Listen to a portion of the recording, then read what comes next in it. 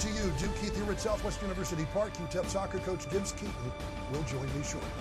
So as the weather warms up, so does the action in the USL Championship. And this is the part of the season, as we move into June, where we really start to find some answers to our USL Championship questions.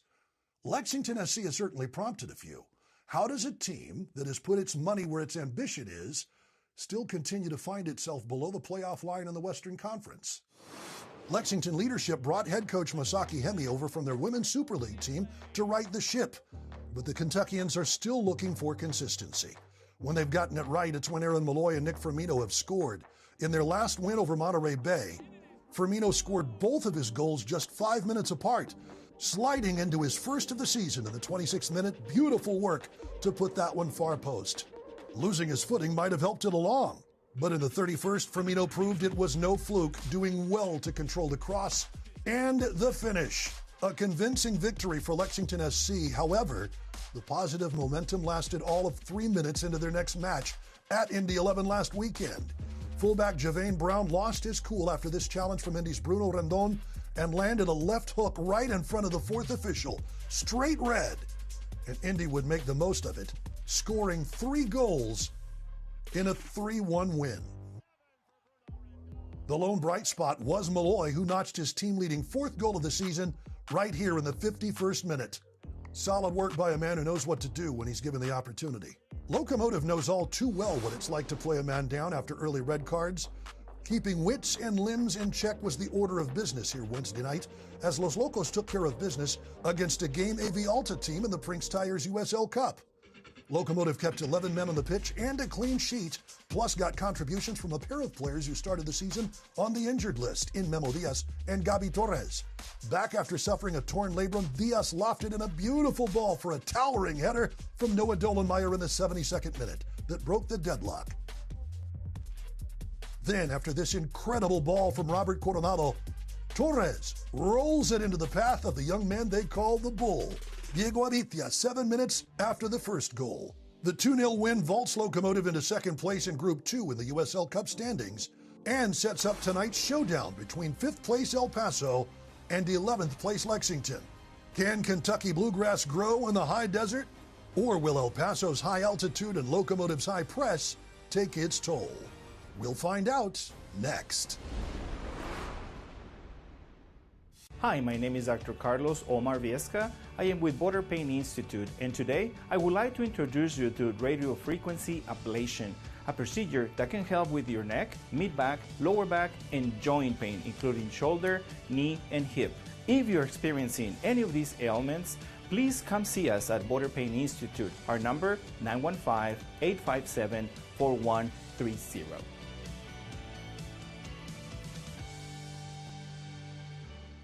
Get ready for a night of non-stop action at Paso Speedway Park. Feel the adrenaline as drivers push their limits, battling for the top spot on our fast and challenging track. Whether you're cheering from the stands or enjoying the great food and drinks, there's excitement around every corner. Bring the whole family and experience the energy of live racing. Gates open at 5 and the green flag drops at 7:30. Don't miss out. Grab your tickets today at VotosSpeedwayPark.com. That's VotosSpeedwayPark.com. We'll race you here.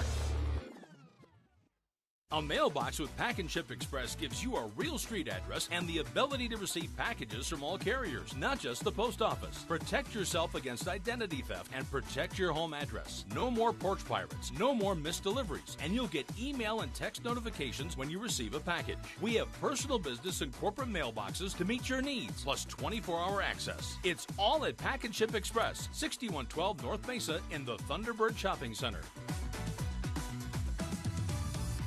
Let's face it, when you have a plumbing problem, it's never a good time. But Sharp Plumbing can ease that pain with fast, friendly service. Sharp prides itself on getting the job done right. We've been fixing plumbing problems in the borderland for 30 years. Sharp is certified in tankless water heater installation and service. If you've been thinking about converting from a traditional water tank to a tankless water heater, give Sharp a call today, 915-892-5790. Sharp. Welcome, ladies and gentlemen, to downtown El Paso, Texas, as we get set for Sporting Lexington versus Locomotive FC. Duke Keith along with Gibbs Keaton We'll have a look at the starting lineups tonight. First for the homestanding Locomotive, 4-3-2, as they return to the Western Conference in competition for the first time in 3 weeks. Absolutely. 3 weeks today. It's been nearly a month since Locomotive has been in USL Championship play. Interestingly, Memo Diaz getting the start today along with Diego Abitia up top. Amanda Moreno, Rubio Robin on the bench. Lexington SC 2-5-3, 9 points. They're 11th place in the championship under Masaki Hemi in his first season at the helm. And we are underway from El Paso tonight. Warm but not hot. It's a very still evening here in downtown El Paso. Locomotive, you might see.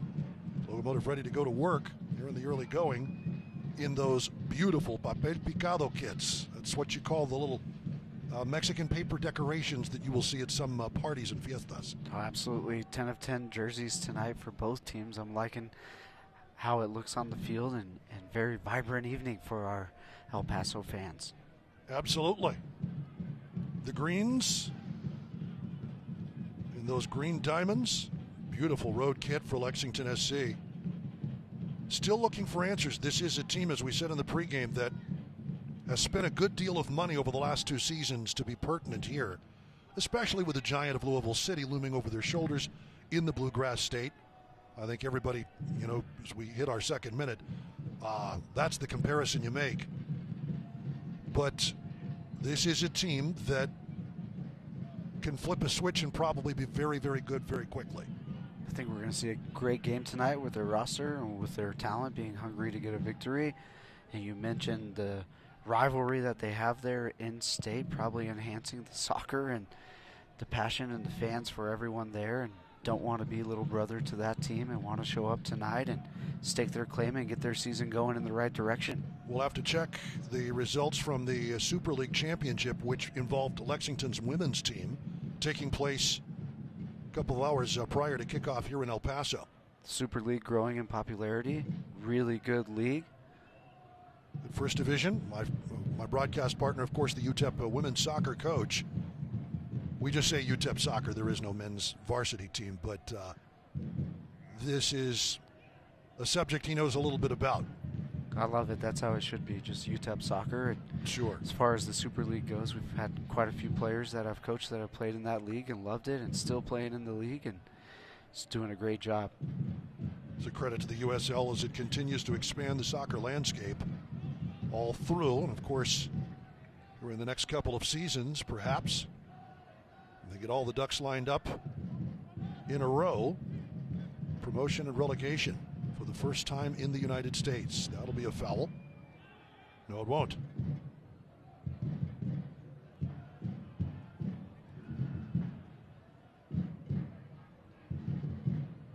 Oliver Semle starts in goal today for Lexington SC. Sebastian Moramora will do the same for Locomotive, and so far pretty one-sided here in favor of the hosts.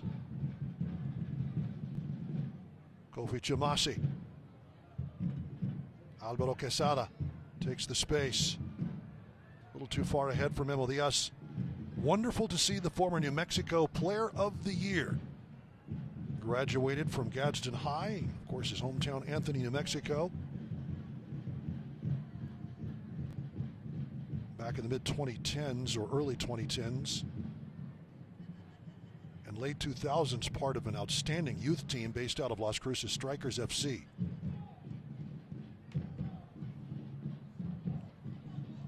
And as we take a look, let's do our Casa keys to the game. Your Team Casa keys to the game tonight, Gibbs? Yeah, I think that a few things that maybe were up in the pregame, keep the pressure up, play a clean game, get ahead early. That's what you always want to see. But I think a big key coming off of Wednesday, you have quite a few game changers that have earned the right to start tonight. And you referenced them earlier. They were all involved in the goals for on Wednesday evening and really just accept the responsibility of being in the starting lineup. You were picked to go first for a reason, and it really enhances the depth that we have with the ability for Rubin to come off the bench along with others. But tonight, let's accept the responsibility of being a starter. Amanda Moreno and Rubio Rubin on the bench for Junior Gonzalez's squad. And yeah, I mean, you talk about Abitia, who has done very well, scored a monstrous goal and a beautiful feed from Gabi Torres after that great unlocking pass by Robert Coronado from midfield. This is a young man who was brought in to do exactly what he's done, and that's score big goals. He's a physical presence. If he can show something here, what a depth piece. That one's going to be fired wide up and over. And I've referenced it before as well, and you just look at the competitive drive of the team, and you have Gabi Torres earning the start tonight. That's a player that those words don't go together in the same sentence. He should be a starter all the time, but he's competing day in, day out. Memo Diaz coming back from his injury, and of course Abitia, maybe the hot hand to score another goal tonight would be great. Locomotive spread the field nicely. Lexington with possession, trying to move the ball up. Should be noted for Lexington SC, you might recognize number 30 along the right wing, Latif Blessing, who's made his way back from injury at the start of the season. Finally getting into a match for his new club. Latif Blessing is probably most notably made his impact with LAFC a couple of seasons ago. Hasn't been that long. That guy has got speed to burn. And he's getting healthy. Not quite there yet, Michael Lededican.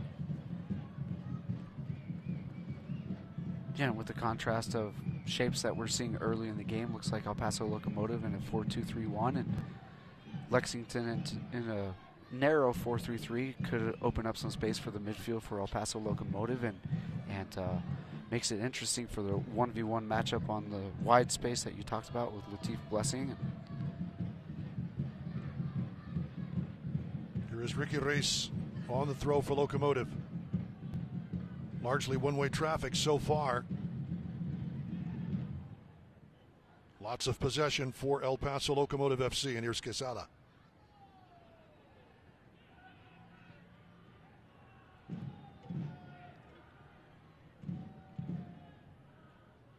Good pressure up top by Lexington. Forces the turnover as Quesada couldn't find anyone open.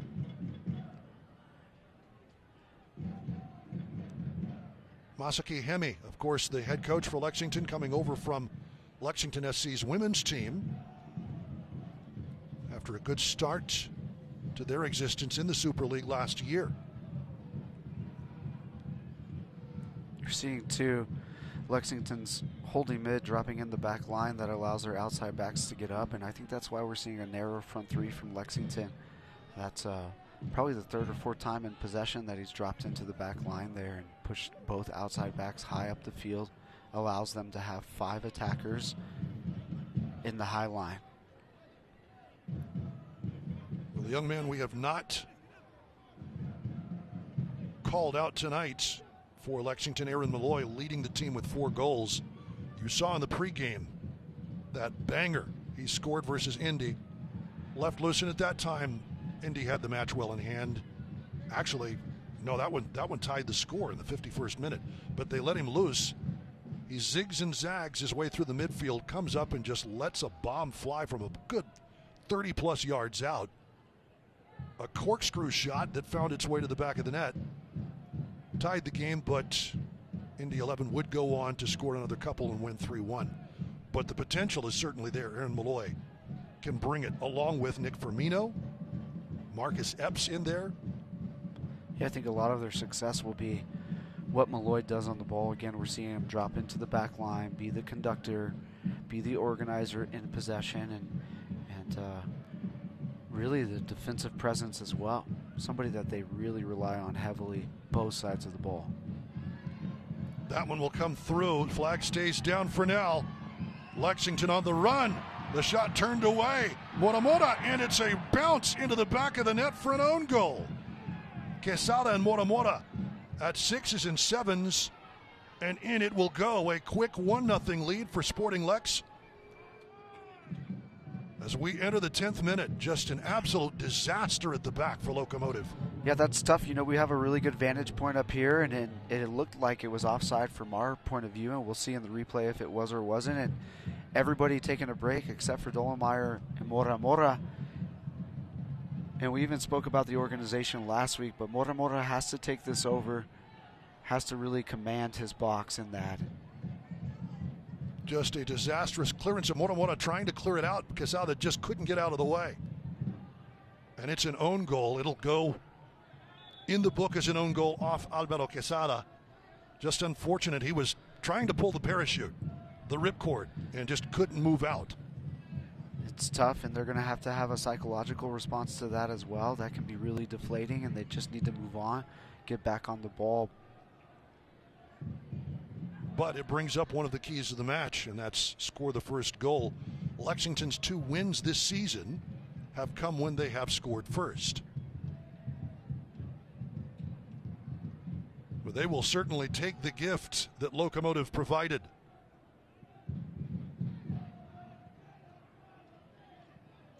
Just unfortunate. I'm not even sure Alvaro Quesada knew anything about it. But here's a good bounce. Abitia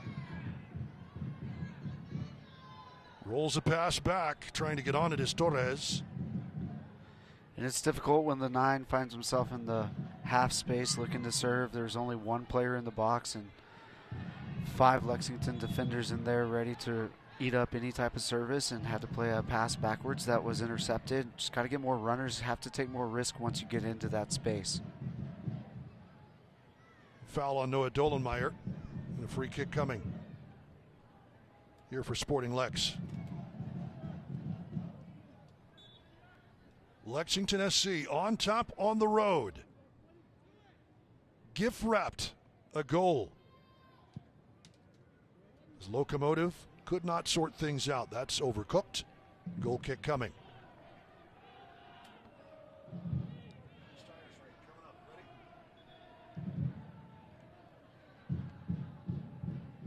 Enter the Brinks Tires USL Cup Game Day Kit Sweepstakes for your chance to win a prize pack worth up to $2,000.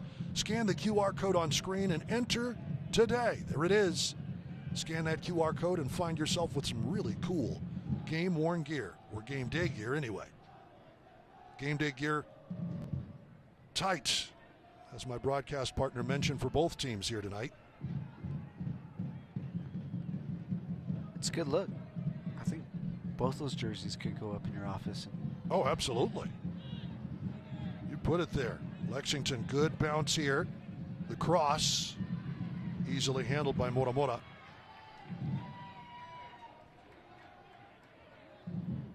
Coming in from the right wing, and Xavier Zenge, part of Columbus Crew 2.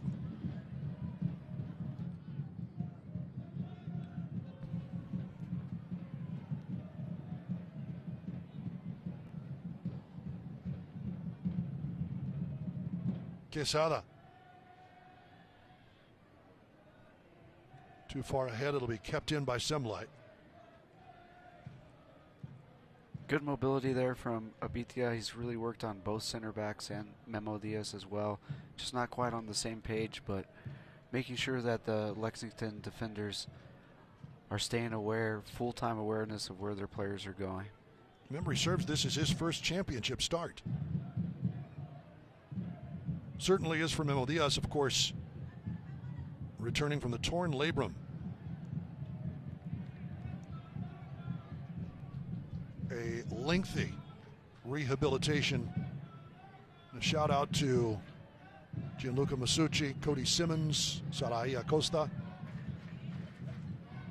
Training staff for Locomotive working extra to bring back Memo Diaz. His second stint with the club. Crowd trying to fire things up. Tomasi plays safely back to Mora Mora.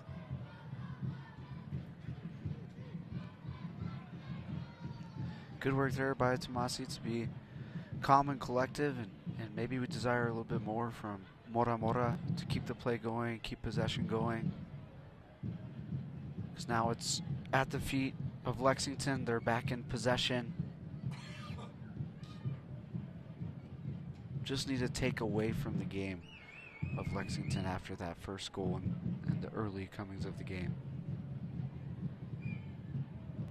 Locomotive has been on the front foot for much of this first half, but it just took the one opportunity for Sporting Lex to bring the heat, and Locomotive could not clear the danger.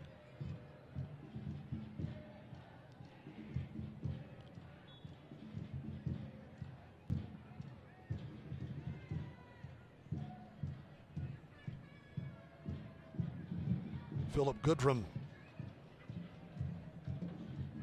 bringing the pressure, but absolutely should have been dealt with better by the Locomotive back line.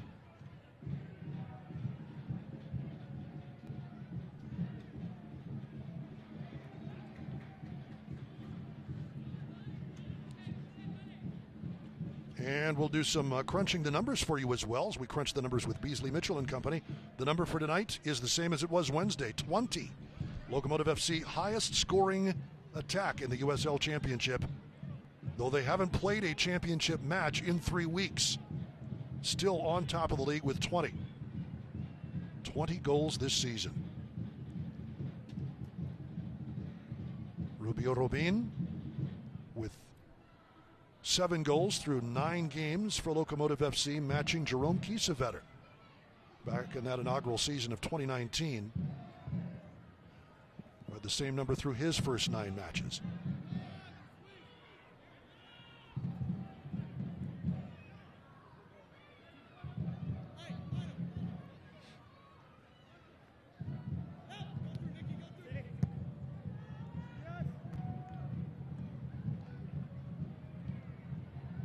Trying to get wide as Abitia. He'll provide the pressure. Ordonez having to do some work. Ordonez, no slight customer. We were talking about this before the match. 6'3" Spaniard. Comes over from Louisville City, highly decorated. Spent the last couple of seasons on the first team among all defensive players in the USL Championship. Saw a great battle right there between Abitia, Torro. See if they can keep it up the entire game. Might be one of the big reasons Abitia's in the lineup, simply because Ordonez is such a physical presence.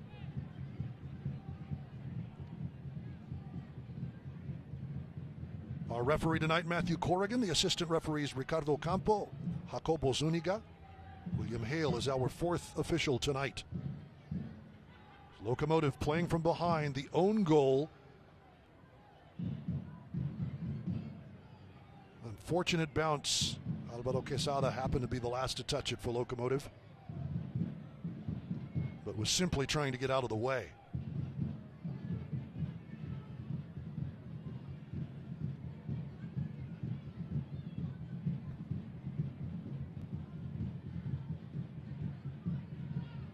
Coronado dispossessed.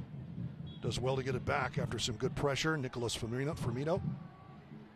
Next on the scoring list behind Malloy with a pair of goals for Lex.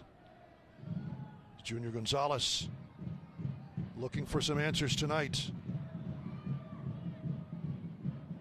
The last gasp of sunshine here in downtown El Paso at Southwest University Park.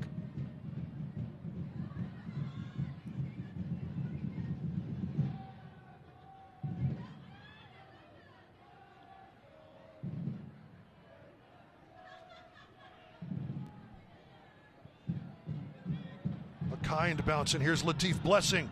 That's a great cutout by Noah Dolenmeyer. Noah Dolenmeyer back to cut out he's probably practiced a few times against Latif Blessing. Part of the LAFC2 team and academy. I think you see there too, the referee's in great position, but I'm going to say that was just a step offside as well, and good job by Dolenmeyer to leave his feet at just the right time. Wow. I think you're right. Judging from that replay, Dolenmeyer importantly in the right spot. Slides in with that 6'3" or 6'6" frame on the corner kick. Immediately lifted out. Abitia puts a body on that. Was looking for a foul as he went tumbling.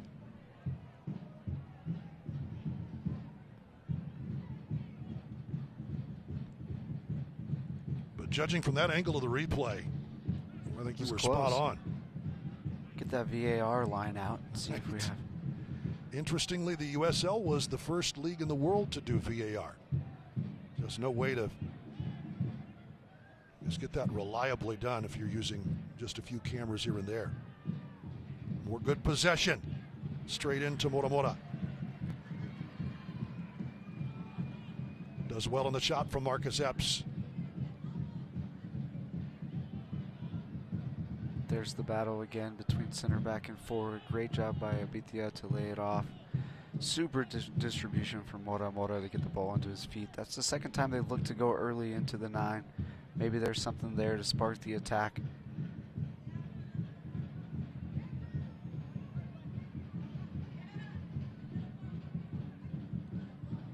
Abitia plays into open space. Quesada. Room to run. Diaz shows the moves. Coronado. Calvillo recognizes pressure. It is back to the Diaz. Good switch here to Masi. Working for it, and that will be Ricky Ruiz having the ball taken off of him.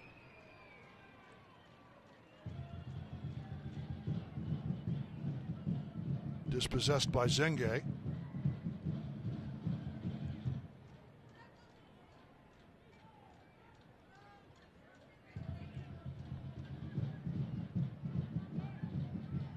Again up the middle.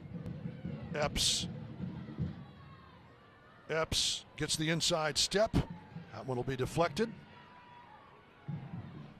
Controlling on the right, Joe Hafferty.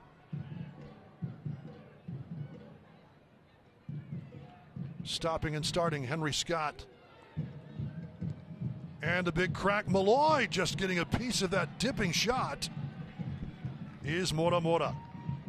And that attack started from just a little bit of midfield mobility from Lexington. And when Malloy drops into the back line, you really can't let your players sneak behind you because you're at a numerical advantage for El Paso Locomotive. And defensively need to ask a little bit more of themselves so that there's not a shot that's leading to a corner kick for the opponent in that scenario. Malloy gets so much movement on those balls he sends in. Pure ball striker. Really short backswing with lots of power. The Irishman providing some problems here in the early going. Punched away firmly. Mora wanting to go overhead. Gabi Torres forced back, and that'll be a foul. Great job by Mora to get 2 fists on that ball, clear it out of danger, and Gabi Torres was there to draw the foul, set up their possession opportunity here and see if Locomotive can get up the field.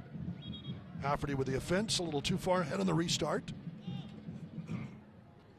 Gives us a chance to tell you can tune into the CBS Sports Network Wednesday, June 10th for a USL Eastern Conference Championship clash under the lights. Tampa Bay Rowdies defending home turf against battle-tested Charleston Battery. 5 o'clock Mountain. Catch all the action on CBS Sports Network coming June the 10th. Locomotive earning another foul. Lexington super physical with their center backs.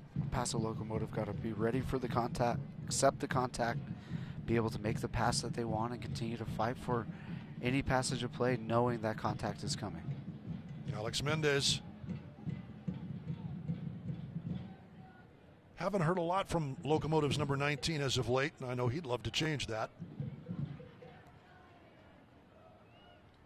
Well, Dolenmeyer and Tomasi heading into the box. It's his opportunity to place something on the top of their head and see where it goes. They elect to play short. Coronado runs it on Quesada. Good pullback, and not able to get on that.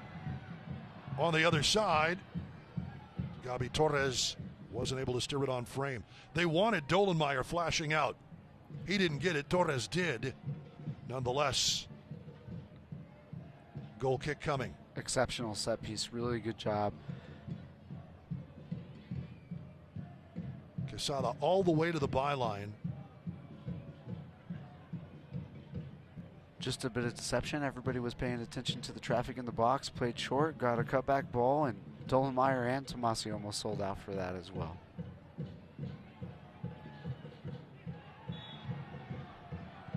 That's a foul. Philip Goodrum battling for Lexington. Free kick coming for Locomotive FC. really, when you draw things up in terms of set plays, obviously you're looking for some element of surprise and you hope it goes well. You're basically trying to, work the odds in your favor, aren't you? You don't know how things are going to bounce one way or the other. Sometimes it's the improvisation of the set piece that you've repeated hundreds of times in training that really allows for the goal to come. And I think the deception there is you have 6'6" entering the box and a player that can serve the ball just about any way or anywhere, and you go short. That's a surprise for the opponent. Tomasi. See how Paso Locomotive's outside backs have a lot of space. They're not far up the field. They're not very advanced, but they're sitting in a space between the Lexington opponent and need to be on the ball more and become playmakers. They're just distributing from those areas, and I'd love to see them run at the back line or pick it up and go inside and see if they can make something happen. Well, we've certainly seen that from Gabi Torres. Quesada from his part on the other side. Ricky Ruiz, Memo Diaz. There's some capability out there. Nick Firmino couldn't come up with that. Good work by Tomasi, and he takes a pop to the face, but it's going to be a Lexington throw as Tomasi goes down.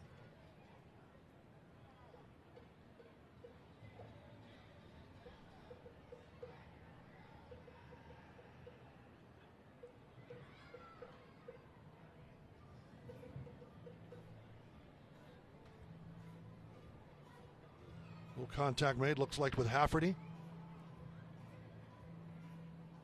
Hafferty coming over from Vegas, Las Vegas Lights FC. Kofi Tomasi, I think, one of the anchors for this Locomotive team.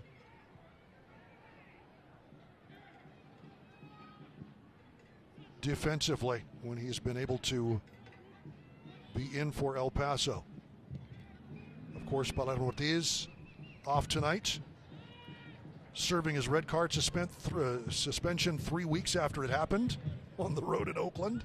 It's got to take a toll on you to know that you're serving a suspension 3 weeks later. Wow. Just want to play and be a part of the game. You're right, Tomasi's really anchoring that back line, and I think it's interesting, Rubin brings that leadership in the attacking line, and Abithia, nobody's questioning his work effort, his drive, his energy. That'll be a foul. Leadership is sometimes what the game craves and calls for. Good bounce here for Lexington. Philip Goodrum trying to make a turn. Goodrum dances back out to Malloy. Will launch it and draw some oohs and ahs from the crowd for how high that went. Almost over the net. Almost.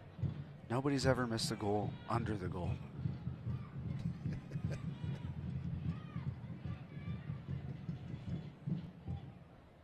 That would be a physical impossibility, Coach.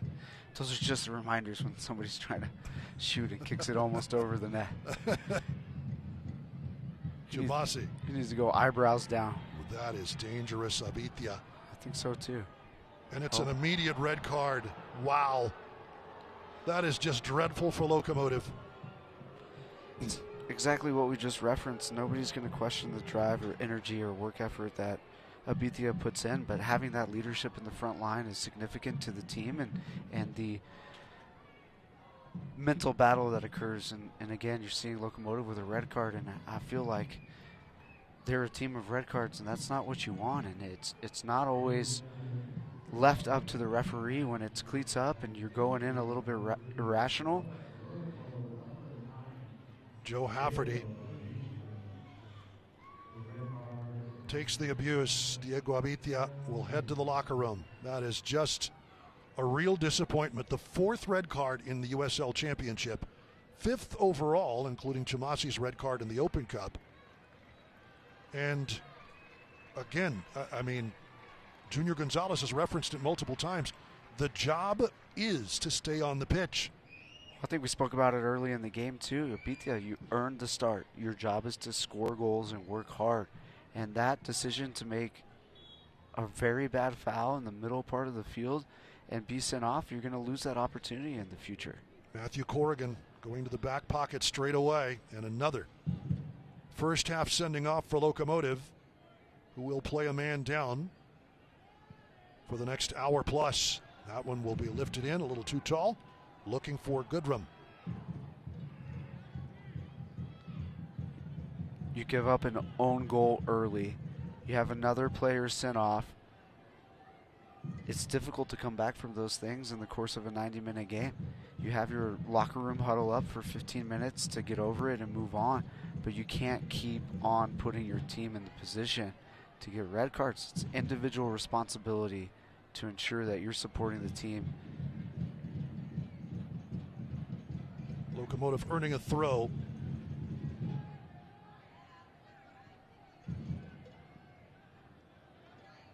Good bounce here for Lexington. Kofi Chimasi trying to win it back. I mean, we talked about Southwest University Park potentially having the most bicycle kicks ever in the history, potentially.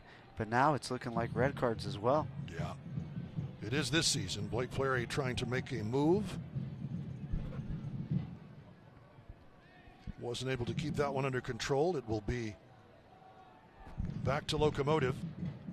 A reminder, you can watch the USL Championship in Spanish on TUDN, the nation's leading Spanish language sports network. Go to uslchampionship.com for the complete USL TV listings. Continuing to be the most widely available soccer league to watch on television across the United States. Play back. Safely dealt with by Lexington SC, which is in fine shape to try and take something from this match. Yeah, and I'm curious what Junior Gonzalez will decide to do. I think it's a tough ask of Mendez to be in the high line against two physical center backs, and we'll see if there's a change made before halftime. I think in this situation and scenario, it's encouraged. It's recommended to see if we can make a change before halftime, what adjustments can be made for El Paso Locomotive.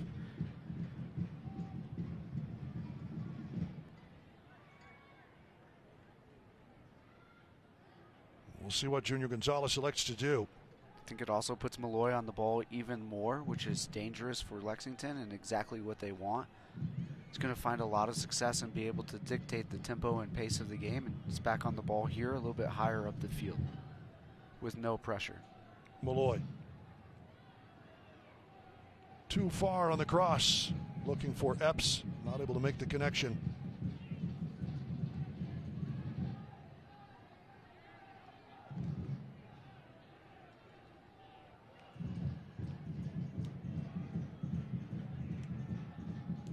But mistakes, the order of the day tonight in downtown El Paso. Self-inflicted wounds really dictating the game. Score line, playing down, all brought on by El Paso Locomotive. Own goal in the 9th minute.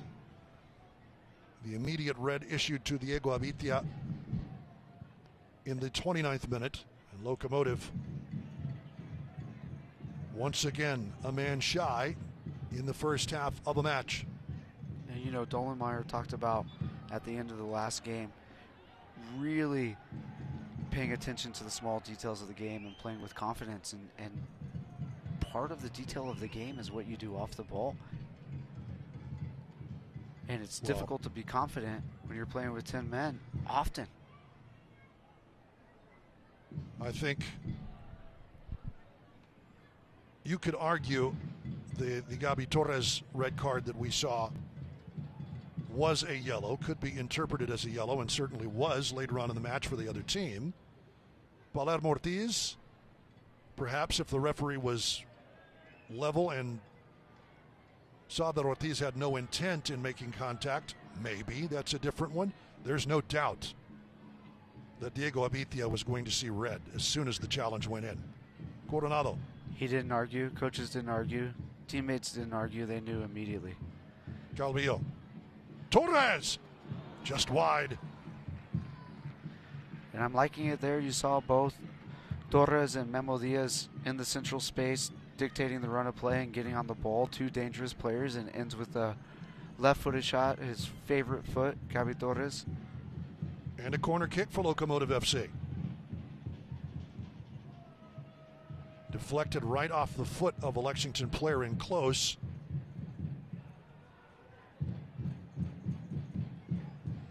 As El Paso with its first corner of the night.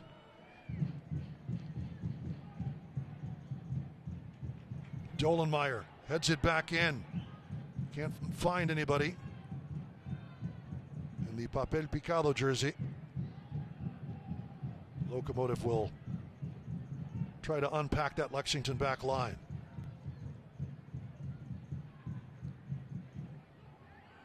Dolenmeyer has largely moved up. Flag is up that time.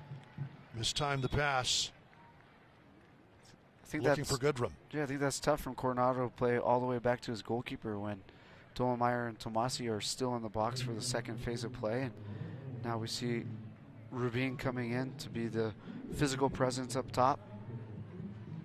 He'll replace Alvaro Quesada, so Locomotive taking a little steam off of the wing. They certainly have players who can manage that to try and give him a little more punch up top. Memo Diaz dropped back into the right back position, and I think he can be just as exciting on the ball and even do more to take players on from that position and turn this negative into a positive for El Paso Locomotive, as we haven't seen much from Lexington. When a man up, they haven't attacked or gotten into the box, created any chaos. When you talk about the first half substitution, I would think that would be Rubin, simply because now you don't have a striker, or you didn't before he came onto the pitch. I think it's a great decision. He's got to be on the field. The only way you're getting back in the game is with a goal, and having Rubin come off the bench is of high value. Malloy playing a little further up. Diaz taking him on. He's everywhere.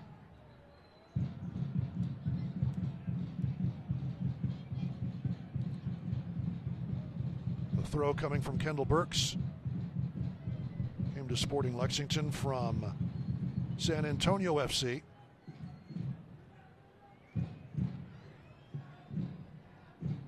Long throw here. It's going to be tough to get this one over Dolenmeyer. That nods down Dolenmeyer, indeed. 1v1 up top. Play it long to Rubin. Hopeful, but you never know where the ball's going to bounce, do you? I love it. You're a player down, get it up there, let those two battle. It was a great battle between Abitia and their center back. Now they're in possession of the ball at midfield. It's exactly what you need to have happen when you're a player down. Joe Hafferty taking on Rubin, doing his work. Torres. Reese.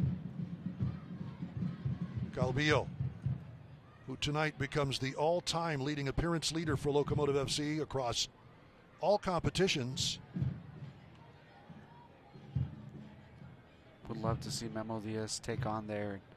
It's a smart decision to see out the end of the game, but also take the risk, take the player on, see if you can earn another set piece, which is where El Paso Locomotive can be dangerous and get themselves back into the game. Ruiz, bad back pass though. Going to be picked up by Goodrum. Rolling it on, the shot is wide. That is missed, but immediately trying to make him pay. Nick Firmino just couldn't put it on frame. And in hindsight, you never know what's going to happen when you recycle the ball, but in this case, led to a shot from Lexington. The layoff from Goodrum, Nick Firmino. You saw both of his goals in the pregame. They'll knock that one forward for Rubin. Rubin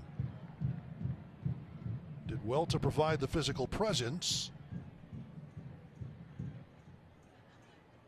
Left on an island. He's a player that's always dangerous. Enters the game for a few minutes, gets his first shot off, asserting himself that he's always going to be a dangerous player, making sure that Lexington is aware of where he is and his presence.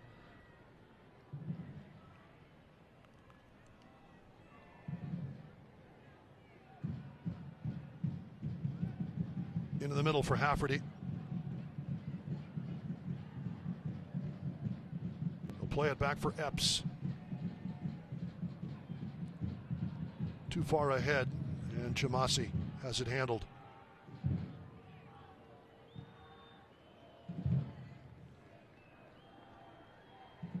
Select proud to be the official match ball supplier of the USL Championship. From the grassroots to the pros, Select is there every step of the way. Visit us.select-sport.com for the latest Select products, specials, and more. Select, the player's choice.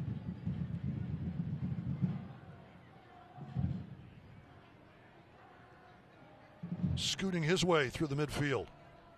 And along the wing is Ferry.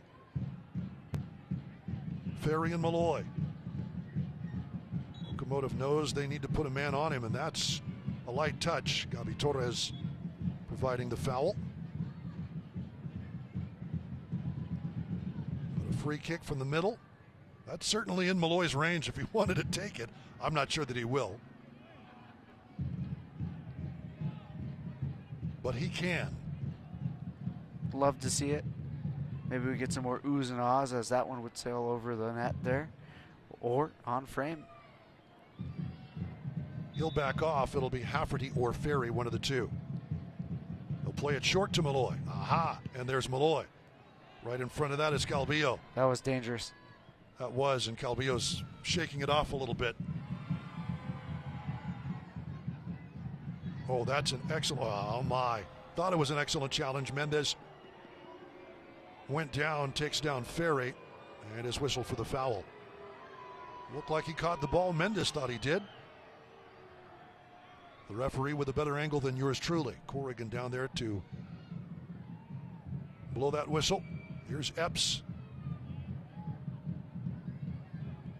Epps and into the middle. Good interception by Calvillo. Off to the races, Torres. Kind of slow on that back pass. And here is Latif Blessing. Blessing, not on target. Mendes. Coronado.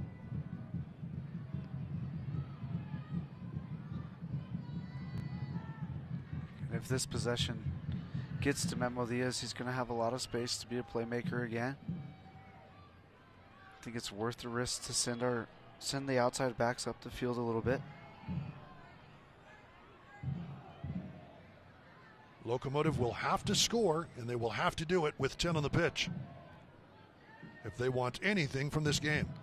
And Memo Diaz doing a great job both sides of the ball right now. Not letting the red card really impact the passage of play for Locomotive as much. We have seen Lexington on the ball a lot more post red card. As you would expect. Midway through the 43rd minute, Locomotive trying to make something happen in the latter stages of this first half.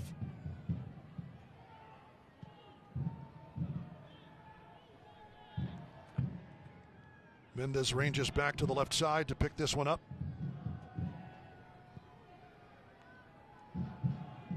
Over to Chumasi and Diaz. Diaz will gather his own missed pass, but it'll bounce to Latif Blessing.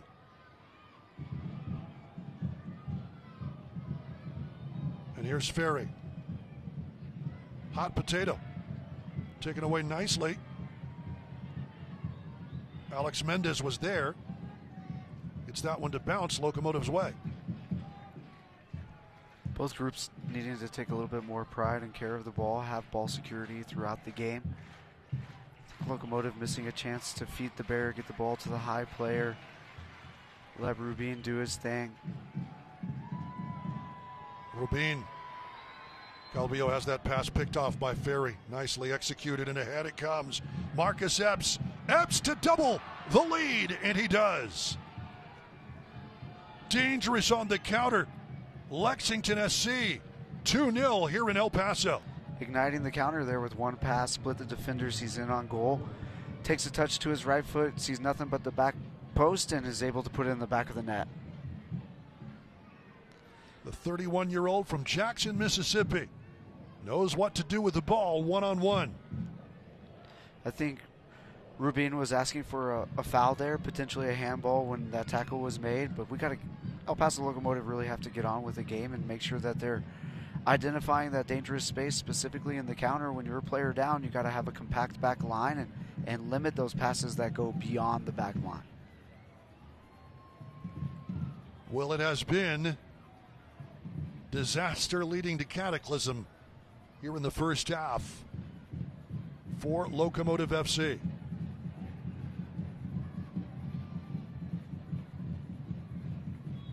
Locomotive looking sharp in those papel picado uniforms, but the play is anything but.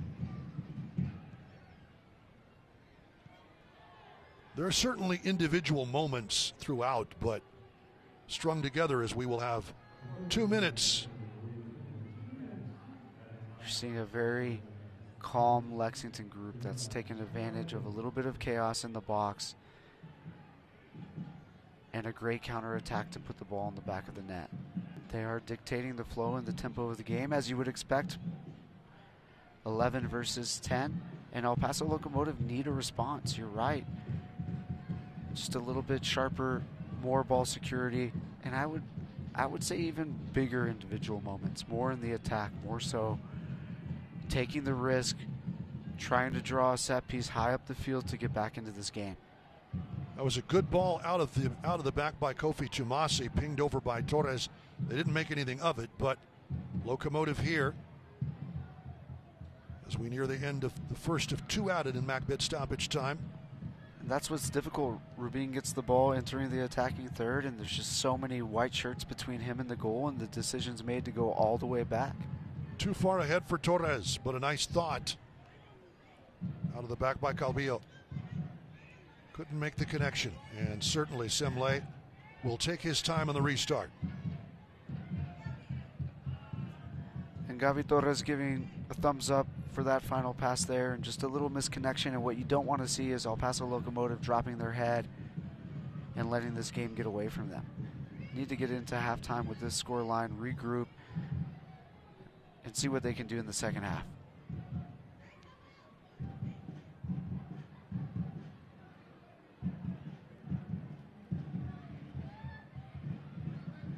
I think the sad thing is for Locomotive FC, there have been those moments that just have not looked particularly professional. Both the own goal and the red card. I don't know any other way to say it as we come to. Well, and if they're talking about confidence, 48th? Yes, it's so difficult to have confidence when you have 10 players. it's a hard thing to do, and obviously Lexington was ready to pounce. And we just really haven't seen El Paso Locomotive reach their full potential at home yet. That's, I think, something that's really sticking under Junior Gonzalez's skin. And it should. You know, he needs to be motivated by that, and the team needs to be a little bit more astute in their decisions and be smart and be wise and rely on some leadership on game day. When that starting lineup is picked, you got to accept that collective responsibility to perform. Well, we'll send it to break with the home team trailing. It is Locomotive 0, Lexington 2. Here in El Paso, Texas, back with halftime. Stats, highlights, and more as we continue. Mesa Trophies and Plaques is the place to go when you want to congratulate, recognize, or honor that special someone. Whether it's sports, office professionals, teachers, police, first responders, anyone who deserves a trophy, plaque, or special creation, Mesa Trophies and Plaques can get the job done. Mesa Trophies and Plaques, honoring and serving El Paso and the borderlands since 1978. Call 532-6466 or stop by 1515 Wyoming. Everyone needs a moment to recharge. A quiet pause, a warm cup of coffee, a breath before the road calls again. At Arribas Enterprises, we understand how important it is to take care of those who keep the world moving. That's why we support our drivers every mile of the way. Take a break, recharge, keep moving forward. With us, you are never driving alone. Now hiring experienced CDL drivers. Apply today at arribasenterprisesinc.com or call us now, 915-881-4024. Get ready for a night of non-stop action at Paso Speedway Park. Feel the adrenaline as drivers push their limits, battling for the top spot on our fast and challenging track. Whether you're cheering from the stands or enjoying the great food and drinks, there's excitement around every corner. Bring the whole family and experience the energy of live racing. Gates open at 5 and the green flag drops at 7:30. Don't miss out. Grab your tickets today at VottoSpeedwayPark.com. That's VottoSpeedwayPark.com. We'll race you here. Hi, my name is Dr. Carlos Omar Viesca. I am with Border Pain Institute, and today I would like to introduce you to radio frequency ablation, a procedure that can help with your neck, mid-back, lower back, and joint pain, including shoulder, knee, and hip. If you're experiencing any of these ailments, please come see us at Border Pain Institute. Our number, 915-857-4130.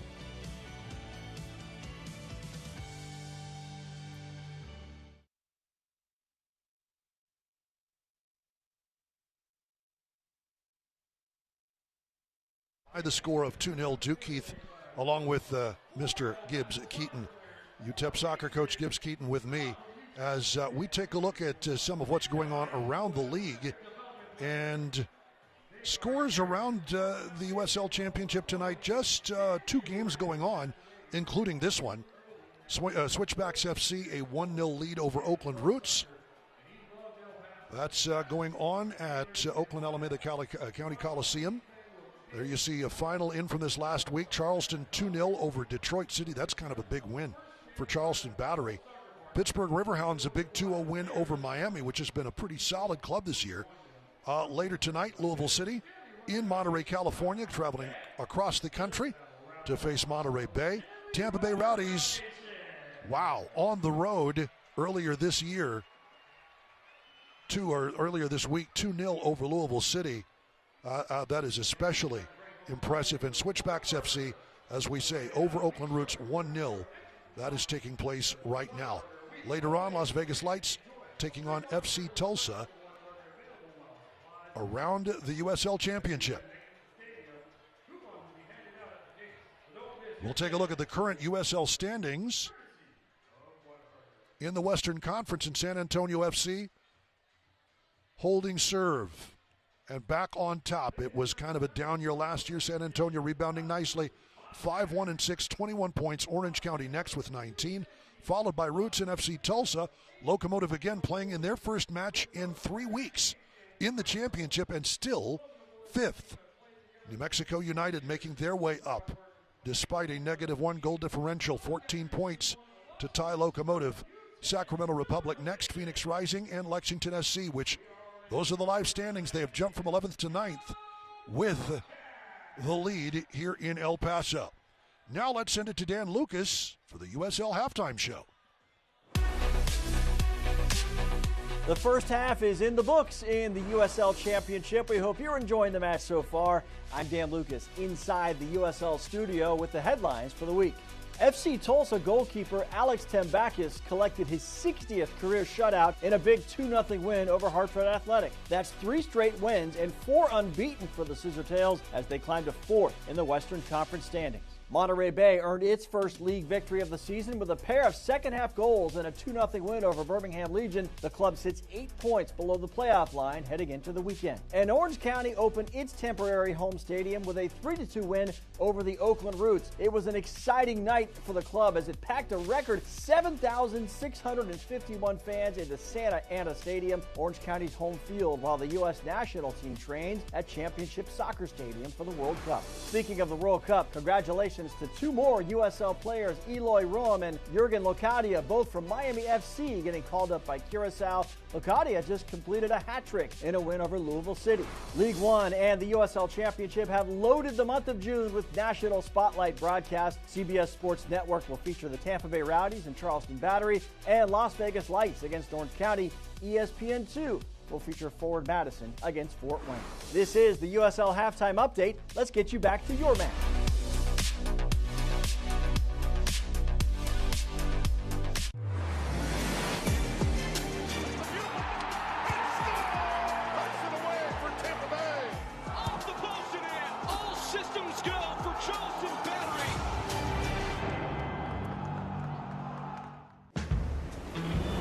Sometimes the waves are calling your name. Other times, you think the waves are calling your name, but actually, it's the kids. This summer, get 1,000 bonus points and a chance to win 250,000 bonus points. Pain doesn't care who you are or why you hurt, but pain can be mastered if you know the way. Fight back with Tiger Balm's legendary herbal power. Trusted for over 100 years, our proven blend of camphor, menthol, and essential oils tames pain with the strength and speed of the tiger, so that you can rise above pain and get back to living. This is the way of the tiger.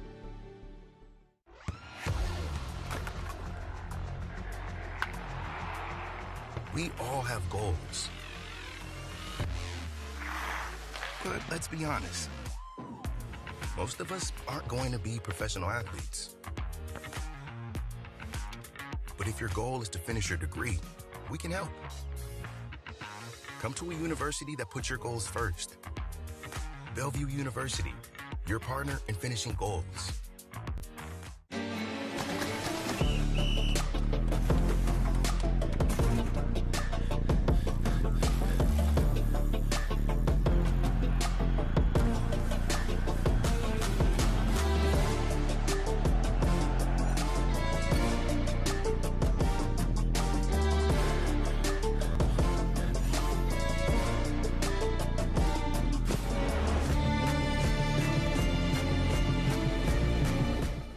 Let's face it, when you have a plumbing problem, it's never a good time. But Sharp Plumbing can ease that pain with fast, friendly service. Sharp prides itself on getting the job done right. We've been fixing plumbing problems in the borderland for 30 years. Sharp is certified in tankless water heater installation and service. If you've been thinking about converting from a traditional water tank to a tankless water heater, give Sharp a call today. 915-892-5790. Sharp Plumbing. Welcome back to downtown El Paso as the sun sets in the Sun City. It is not pretty in downtown El Paso at Southwest University Park for the home team. It is beautiful for the visitors. Lexington SC thriving tonight and leading 2-0 over Locomotive as we take a look at the first half statistics here in downtown El Paso. And Locomotive starting this evening in those papel picado jerseys looking awfully sharp, but that hasn't translated to the play on the pitch. Lexington with 8 shots to Locomotive's 3, and again, Diego Abitia's red card coming in the 19th minute, so this is largely as you would expect. 4 on target for Lexington SC, 2 saves for Mora Mora, but the own goal and the goal for Marcus Epps. Of course, you would expect Lexington to have the majority of the possession, which they did. And a couple of corners to Locomotive's 1. Offside flag has gone up once. And Locomotive with the red card to Diego Abitia. That's kind of where we stand right now. Now coming up, get an inside look at the passion, energy of Sorrel. We're going to have a look at the first half highlights here. And there we see the own goal again. Quesada, it's going to go off of him. But there we see the red card challenge of Diego Abitia against Joe Hafferty with a takedown, and that leads to Marcus Epps strolling in on Mora Mora to make it 2-0. So a dreadful own goal, followed by the red card, followed by that big goal for Marcus Epps.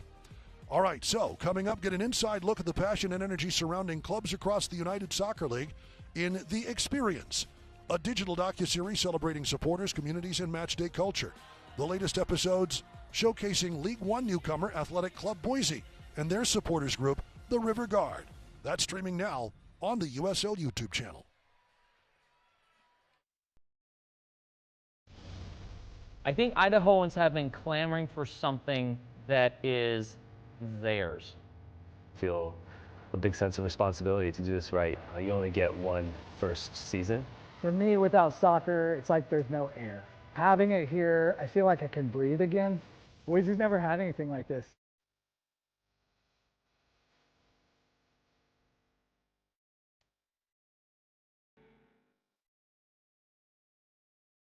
Mesa Trophies and Plaques is the place to go when you want to congratulate, recognize, or honor that special someone. Whether it's sports, office professionals, teachers, police, first responders, anyone who deserves a trophy, plaque, or special creation, Mesa Trophies and Plaques can get the job done. Mesa Trophies and Plaques, honoring and serving El Paso and the borderlands since 1978. Call 532-6466 or stop by 1515 Wyoming. Pack and Ship Express can help with any printing needs, big or small. Our team has the expertise and state-of-the-art technology to print posters or banners, as well as flyers, brochures, and business cards. Need something ASAP? Pack and Ship offers deadline printing, so if you need something fast, Pack and Ship Express can help. Pack and Ship Express, so much more than shipping, at 6112 North Mesa in the Thunderbird Shopping Center. Find us online at packandshipep.com.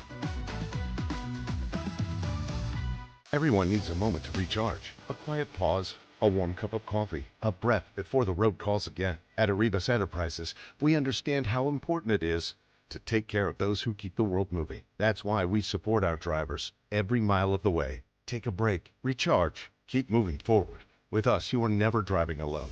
Now hiring experienced CDL drivers.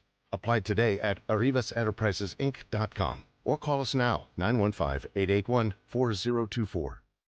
Hi, my name is Dr. Carlos Omar Viesca. I am with Border Pain Institute, and today I would like to introduce you to radio frequency ablation, a procedure that can help with your neck, mid-back, lower back, and joint pain, including shoulder, knee, and hip. If you're experiencing any of these ailments, please come see us at Border Pain Institute. Our number, 915-857-4130.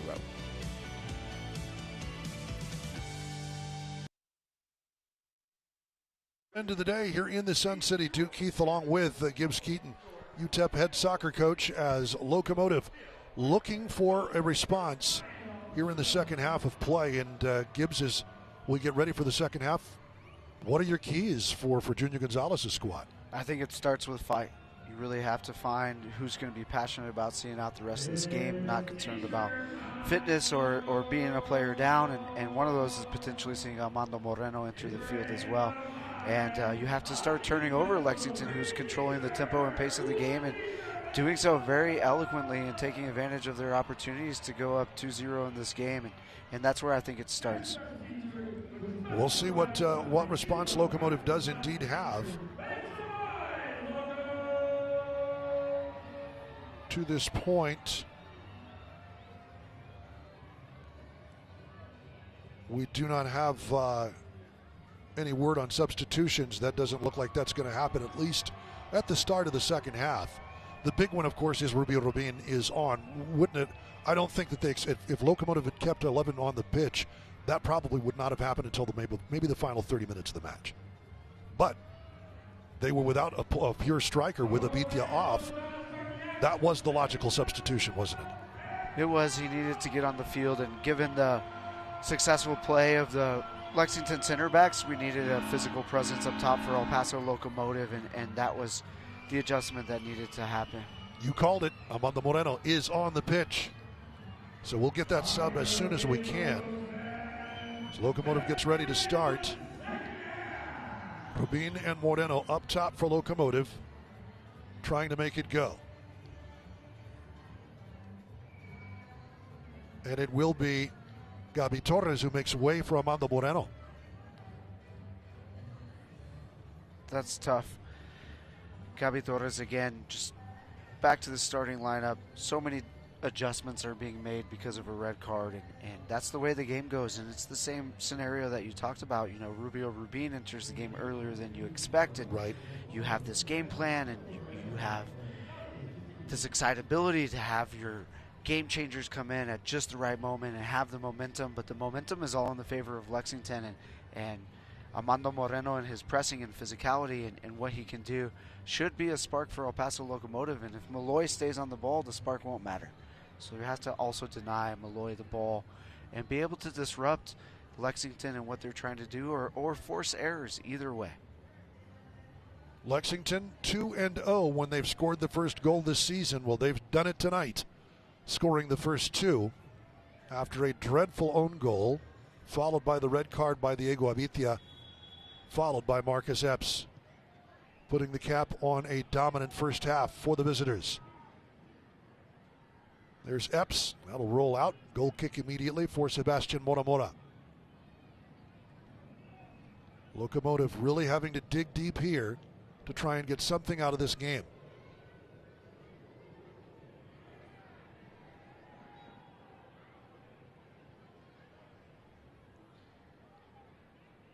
Little shove. It'll be a Locomotive free kick. And your gauge for this too is if El Paso Locomotive can get the crowd into it and get them behind them, you know, they're doing their job on the field as well.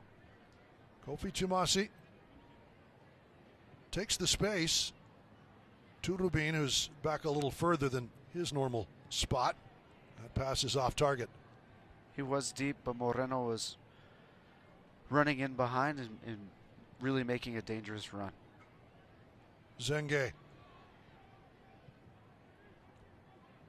popped, looking for Zenge up that right wing is Firmino.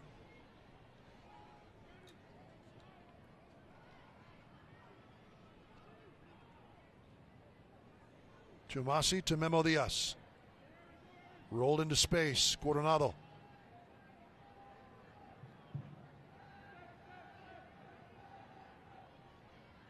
Chumasi. Judged to be a foul on Goodrum. It was Goodrum who asked the question that Locomotive couldn't answer with the own goal in the 9th minute. Played the ball in. Locomotive got the initial deflection, but Moramora's clearance right off of Alvaro Quesada and into the back of the El Paso net for the own goal.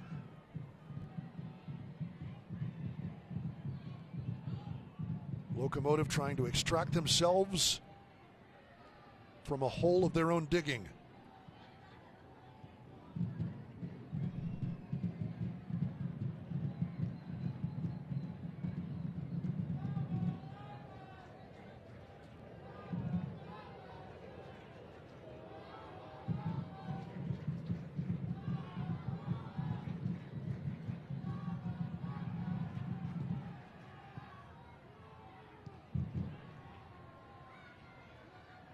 Well done, Locomotive getting a piece of that, trying to control Moreno. Really not able to do anything with it. Ricky Ruiz stepping in.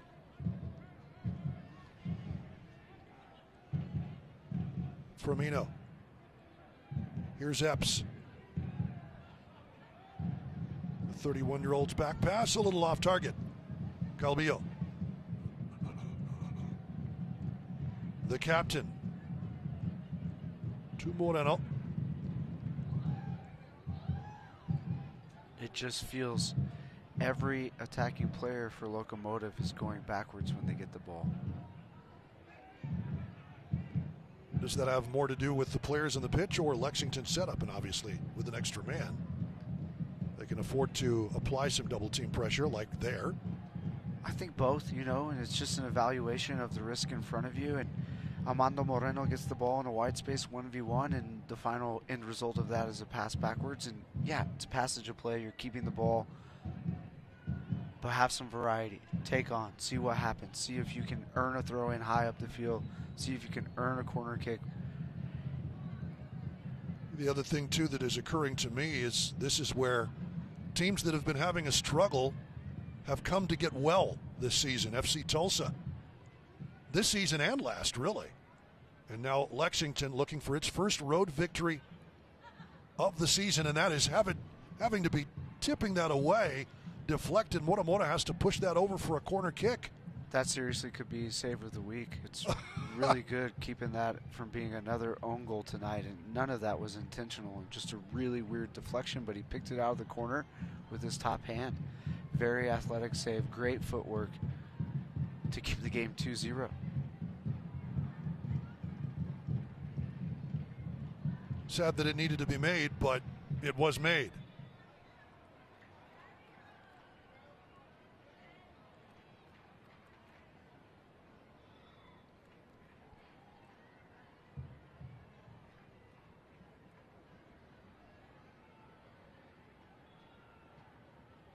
Latif Blessing running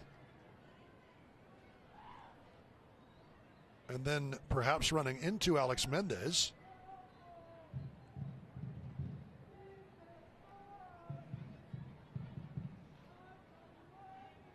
There we see a replay. Just that long deflection, and Moramona does well to get back and make the stop.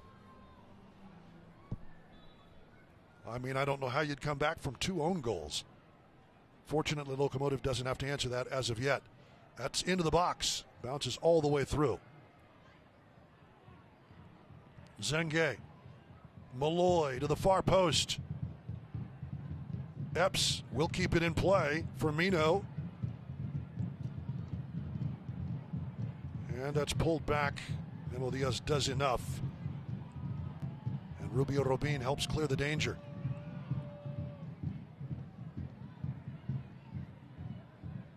Safe enough for Oliver Semle to come way off his line to deal with that.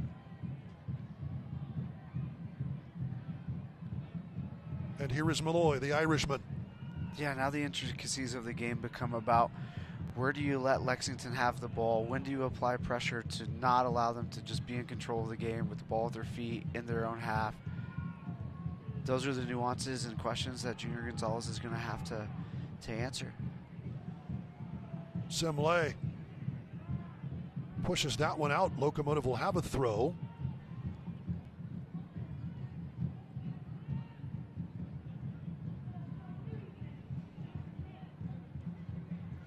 Chumasi rolls one out, and here's Diaz. Lost a handle on it. Memo first start after dealing with the torn labrum and a long and arduous rehab. Here's Ferry. So possessed. We highlighted those players before the game. So Memo Diaz now having to play outside back. Abitia off with a red card, and Gabby Torres off, essentially in part due to the red card.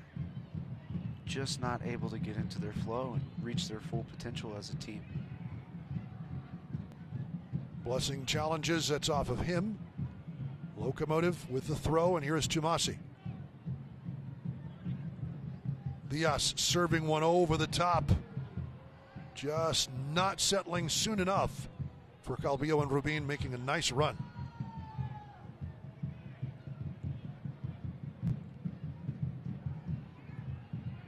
Malloy, the 2019 Big Ten Midfielder of the Year, coming to the United States from his native Ireland. Playing his college soccer at Penn State. That is a collision from the back and a free kick going El Paso's way. I think there's a lot to be said about college players in the USL and doing a great job. Goodrum protesting the foul called on him.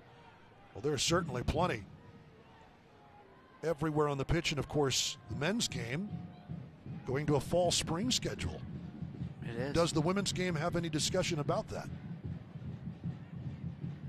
I just appreciate that within this decision there's autonomy by both sides, so it wasn't just made for both groups, and it's significantly different between the guys and girls side, and in the United States, women's college soccer really leading professional play, national team play, and currently it's working. Guys side could do better, and I think that's why they're asking for the longer season. Advantage played. Here's Epps. That's dangerous. He was crossing for Blessing. Lexington doing a great job playing into the wide space, allowing them the ability to go at the outside backs, and if you lose the ball high up the field and in a wide space, there's not a lot of risk with that. Locomotive will have a long way to go before they can get in front of goal, and 3 or 4 times we've seen Epps get on the ball in 1v1, and just like I talked about earlier, Lexington able to go to goal and earn the corner kick, and we need to see that from Armando Moreno, and Memo Diaz needs to get higher in the attack as well.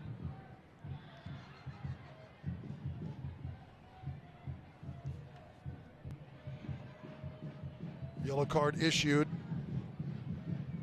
to Kofi Chumasi. There's Malloy. That's nicely worked in the set piece. Deflected out for another corner by El Paso. It's not easy to do. Take the ball, full volley with control, put it on frame. I think Malloy will double everybody's touches in this game.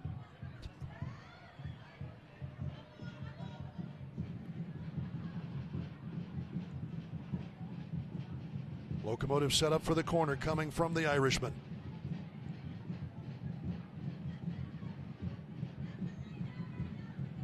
Delivering near posts. That's fought off. Dolenmeyer gets a piece. And bounced over the byline from the back. Goal kick coming.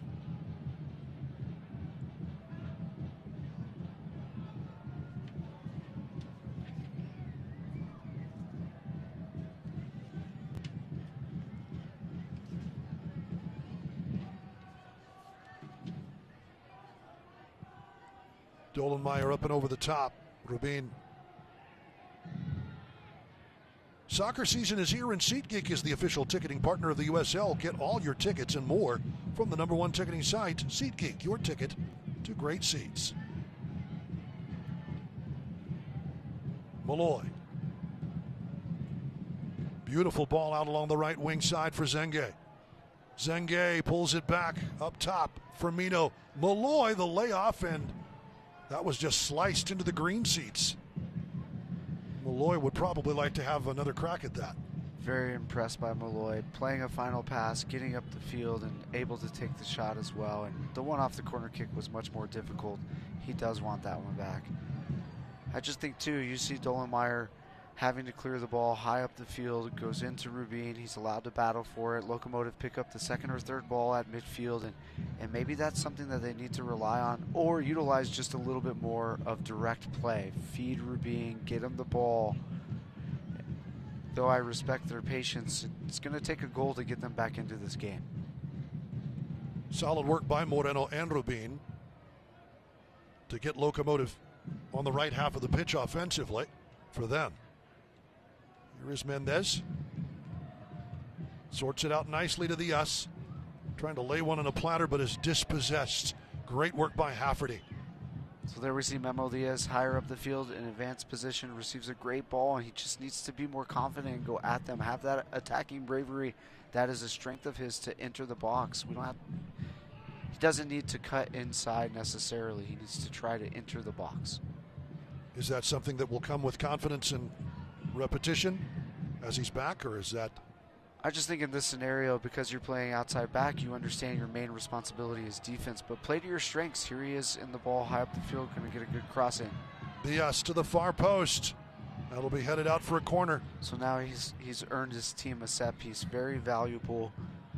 He needs to do the same thing when he gets the ball high up the field. Just focus on what your strengths are as a player, not what you're doing as an outside back. It's temporary. Having a go. That's well overcooked from Mendez. Anytime Mendez gets the ball on his left foot, that's what he should be thinking. I think that's a great shot selection. Hit it really well. That ball was flat, not moving, no spin.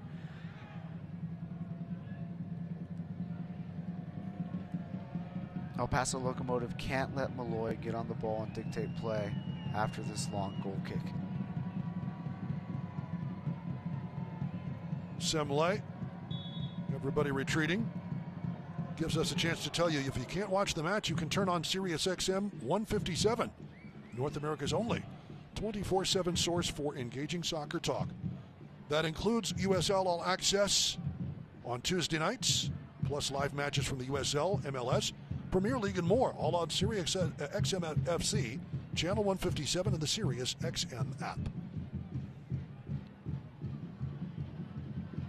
Mike Watts and Devin Kerr do a fine job. USL All Access, really kind of a great clearinghouse to see what's going on around the USL Championship. Zenge. Latif Blessing. That'll come back for Ferry, a little off target. Epps says we are midway through the 60th minute here in El Paso. Locomotive still looking for something to bounce their way.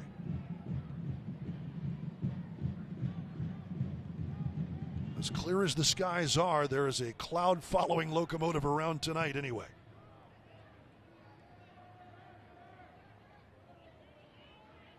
If not a fog.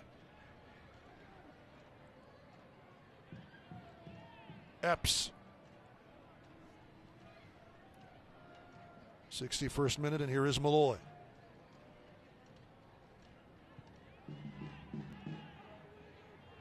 Ferry.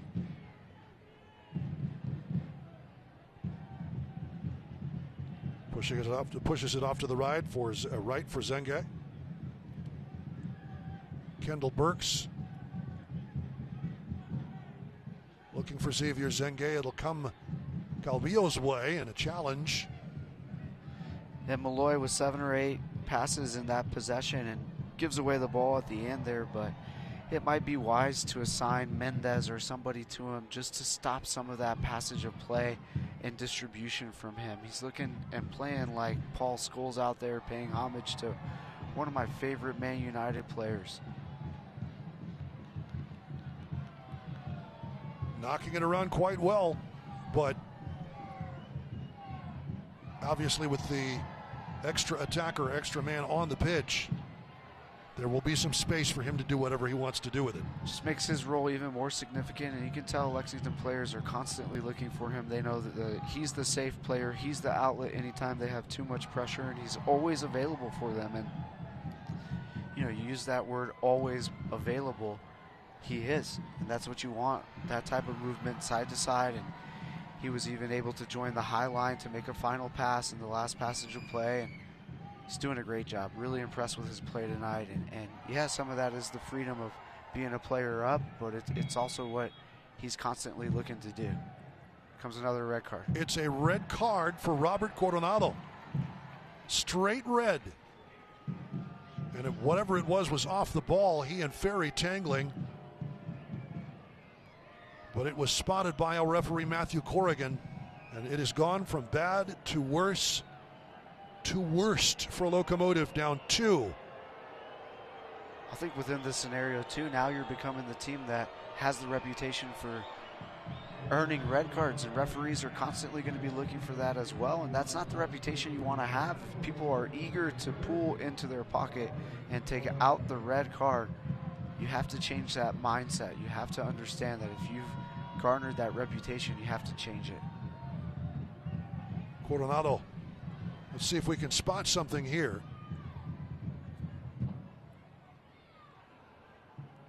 No, not at all. Whatever it was involved Coronado and Ferry away from the play and off to the right of where the ball was moving. But it was a straight red issued to Coronado. First time I remember ever seeing that. Not only for Coronado, but for Locomotive to be issued a second red. So it is all coming up roses for Lexington SC. They've done the job already. They just need to maintain what's already theirs for the taking. And here is Ferry. Misplay.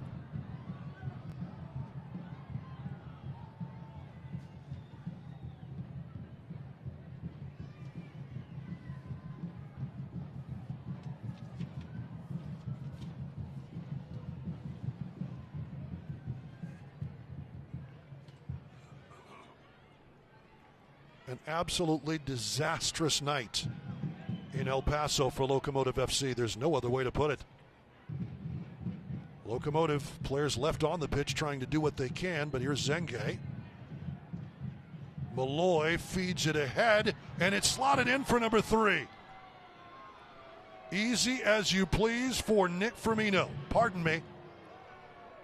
Philip Goodrum. Malloy on the ball, high up the field, great slip pass, exceptional finish, back of the net for Lexington again. Just the response right after the red card that they're seeking, that they want to continue to dictate the flow of the game and get out of here with 3 points. Goodrum rolls that one straight ahead. Noah Dolenmeyer is the injured player. Quick nod to Cody Simmons and Saraya Costa. Will bring Dolenmeyer off the pitch. Good work by Latif Blessing to find number 6. He knows where to go. And Lexington well on their way with their 3rd goal.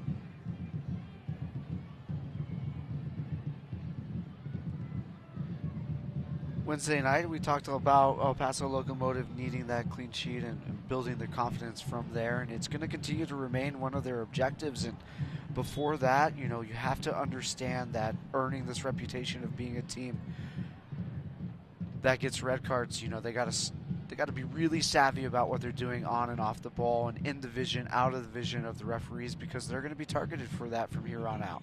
Here's Epps going against Diaz. Rolled forward. Paso ready to clear the danger and earns a throw.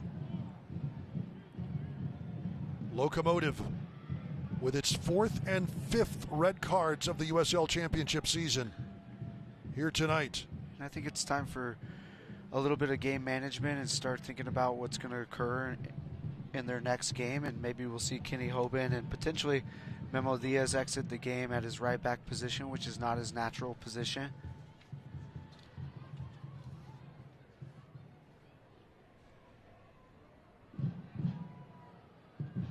Locomotive on the road next weekend, Saturday at Switchbacks FC.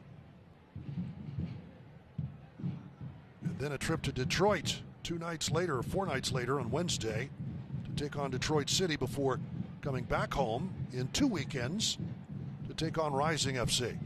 Here is Ferry, winds his way through. That'll be deflected. Rubin playing defense, and here's the restart. Moreno. Not quite the restart. They're still in play. Moreno. That's out off of him and has words, the 4th official in Hafferty and Amanda Moreno all coming together. William Hale keeping Rafferty away from El Paso's Amanda Moreno. Lots of frustration all around the field, and of course that's natural, but need that leadership, need to be able to push forward through this, and you can't lose any more players for the next game either. Nicolas Cardona about ready to come on for Locomotive, it appears.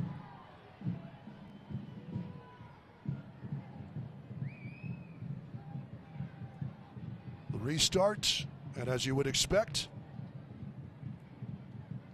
Malloy over it, possibly Ferry.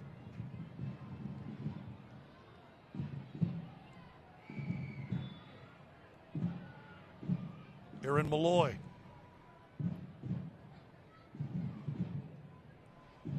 It'll be Ferry, left-footed, in-swinging ball. Controlled. Zenge. Malloy, the distribution. Rolls off the top of Epps' head for the goal kick. Into the 69th minute in El Paso, and there is our substitution. Memo Diaz will come off for Nicolas Cardona.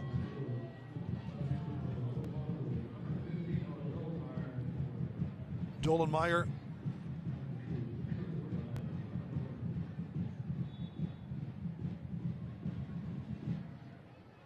Daniel Gomez coming on as well.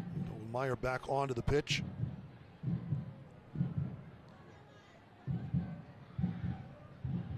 Alex Mendez comes off. That'll bounce kindly. Rubin trying to get a hold of it. That's good enough defensive work by Arturo Ordóñez. The Spaniard holding Rubin at bay. Latif Blessing coming up limping after that challenge. He's just back. This is his first match back for Lexington SC. Here is Dolenmeyer. National team call-up for the Dominican Republic. Played forward, here is Moreno. Kendall Burks tracks nicely. Cardona trying to get on that. Moreno still forcing the issue. Bit of injection of life for El Paso Locomotive as Lexington looked to counter here. Tomasi. Goodrum. Great work by Tomasi. In tight, and that is a tough challenge. I think we should see yellow there. Locomotive players certainly agreeing with your assessment, and we will. We may have talked him into it. It's a good job. He should have been talked into it if he wasn't going to pull that out of his pocket after all the other calls in the game. That's consistent. Good job. Kofi Tomasi skinned him pretty well, worked up the left wing, and Goodrum coming in from behind. Takes out Tomasi. Took a little bit, but the yellow card is issued.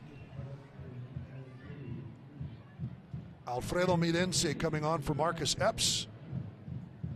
And it'll be Malik Henry Scott in for Philip Goodrum.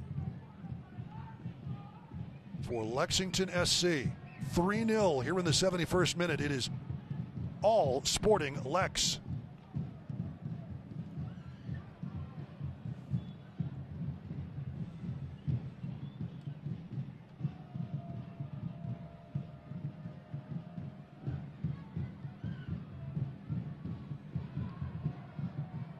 Up top, good lead. Here is Rubin ready to go to work. Second big ball into Rubin. I love it. He earns a set piece high up the field. And just in these moments where the game's not going your way, I feel like it's a good way to shift the tide of the game and get the balance back in Locomotive favor. And Dolomeyer's got a great left foot as well. We don't highlight it often. Those are two great big balls over the top for Rubin. Ordonez. Spaniard in tight. Rubin. There was contact, made a little more of that than was actually warranted. Nonetheless, everything he can to try and help his team, Rubin. That's part of his job, sell the foul, get something so they can. Kofi Tomasi! Beautiful ball served in, but Tomasi kind of looked like he got hung up at the edge of the 6. I agree with you there. Probably not the correct finishing surface. He'll want that one back as well. Even if you're a center back, choosing the hips, not so sure about that. Maybe trying to get your head on it or inside of your foot. Maybe he didn't think it was coming over the crowd, but it came right to him, unmarked. How you have 2 extra players over the opponent and leave somebody unmarked in the box is beyond me. Locomotive could have got on the score sheet there, which always helps any type of confidence when you can score a goal. Tomasi trying to trap that into the back of the goal, but it almost looked like he got hung up. Well, that was his move. He wanted to do that.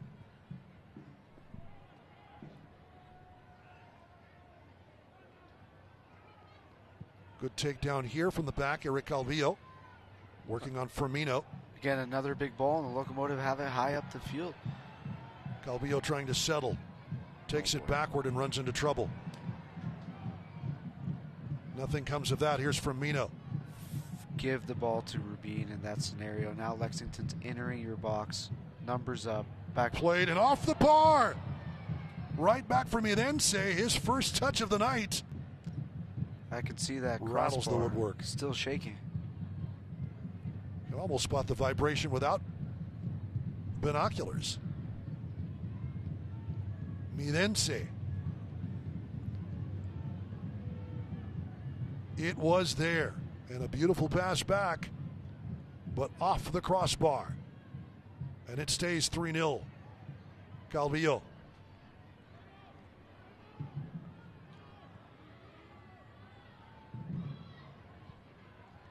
Firmino trying his luck. Easy enough for Moramora. Long ball out of the back. Kendall Burks, Rubio Rubin.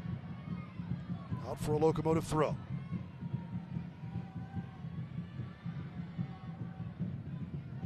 A reminder that eFootball is here. Live your dream, rep your team, and play as your favorite USL Championship club. eFootball is free to play. Download now. Dolan Meyer trying to pick his spot. That will get to Rubin briefly. Rubin frustrated that he wasn't able to put that ball down. Another great ball by Dolan Meyer. And Rubin and Moreno working hard to bring some life back into Locomotive. Ferry does well to sidestep the pressure and give off to Firmino. Rolled ahead.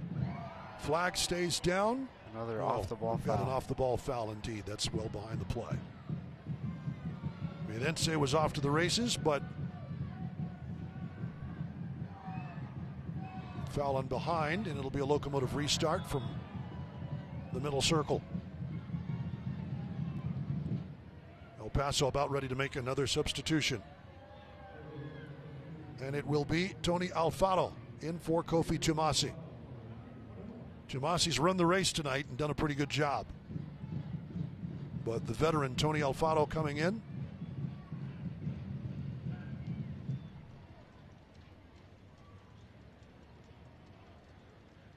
a man from Puruan, Little Mexico, won an MLS Cup with Seattle Sounders. He's been a rock-steady presence for Locomotive on that back line. I think overall he's had a pretty solid season. Delivers a good pass. I'm a big fan of Tony Alfaro and his physicality that he brings to the game, and he has done a great job with whomever he's partnered with, and I look forward to seeing him finish out this game. Well, the sad part for Locomotive is you can see the talent on the pitch when it stays on the pitch, but questions are going to be asked. It is difficult. I think the most difficult scenario Rubin, he'll have a go. Oh, it gets tangled up off Moreno, and the offside flag goes up as a result. Boy, oh boy, Locomotive cannot catch a break. It's been tough. Wow. The dark cloud continues to hang over the home team here at Southwest University Park tonight. Goodness.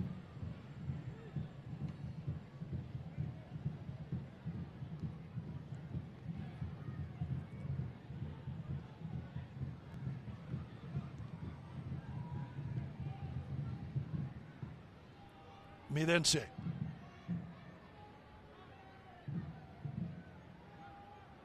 Locomotive able to get a piece of that. Cardona goes back. It'll go to Sebastian Moramora. Chested down by Zenge. Hafferty. Ordóñez.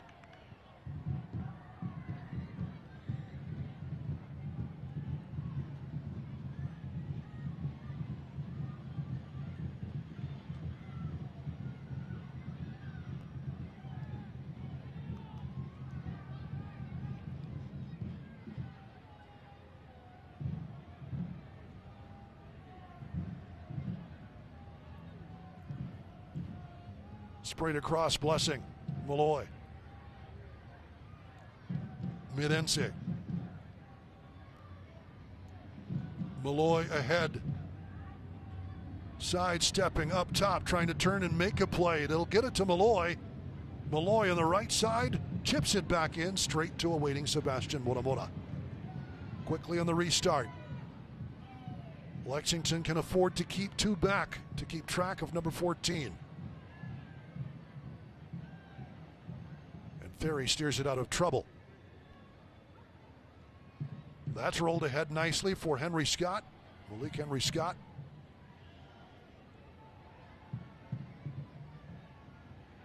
Zenge and Malloy. Pings one across nicely. Goodness. The back heel, Cheeky. No one ready for it in white and green. And the yellow card comes out with a takedown of Rubin.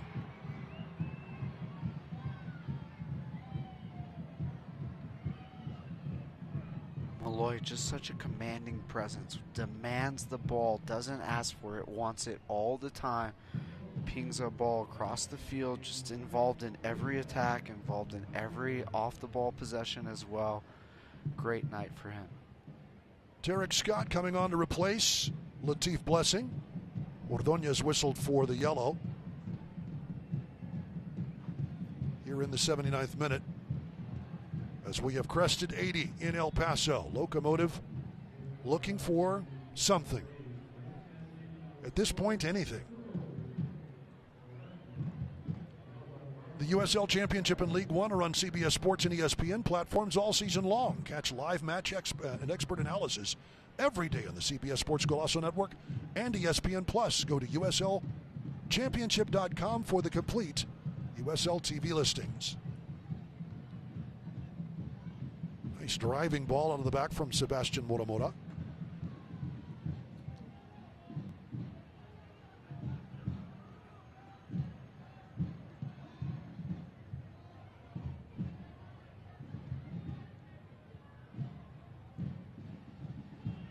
Alfaro in front of that, but it'll come Malloy's way.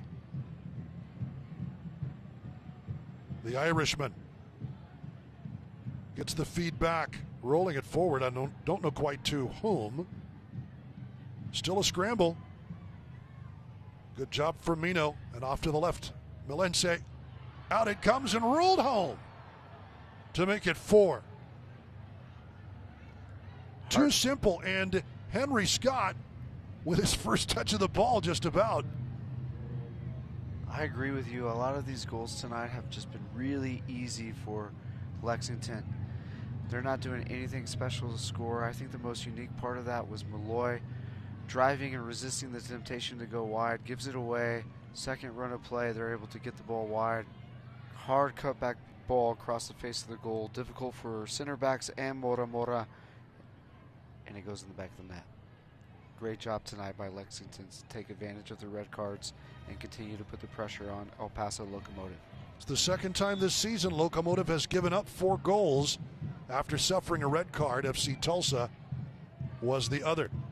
And again, FC Tulsa at the time, licking its wounds, trying to get back into the swing. Well, they certainly have. Is this Lexington's jumping off point? Well, it looks like money well spent for Lexington tonight.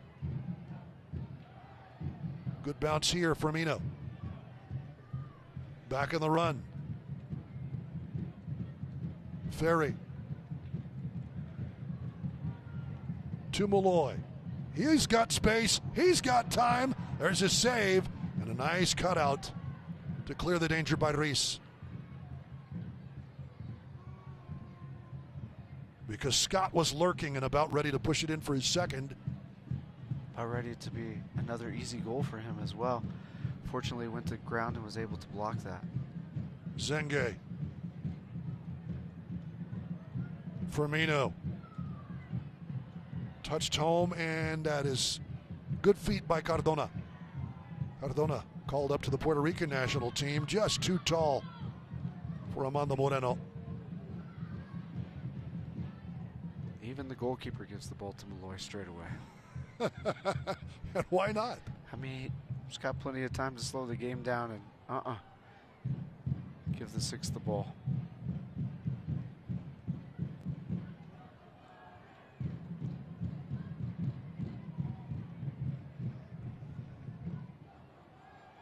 Eric Scott and Malik Henry Scott.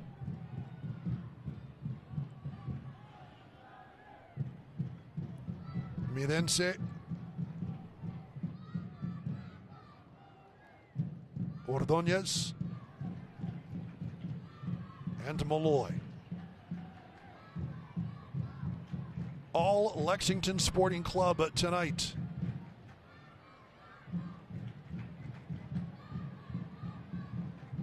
And here they go again. Joe Hafferty rolls it into space, trying to ping it over. Up top, Scott. Everybody trying to make the extra pass.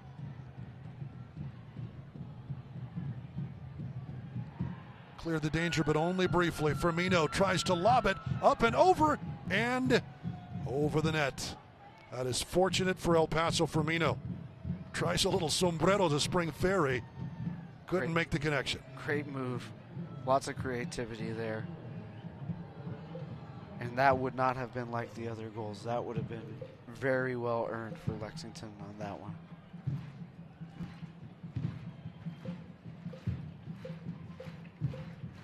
Cheeky and just a little side-footed miss by Blaine Ferry. You know, it is difficult to be 2 men down. Still have to defend. Still got 4 players in the back line. Maybe. Not quite sure. Firmino's night is done. Milo Yosef coming on.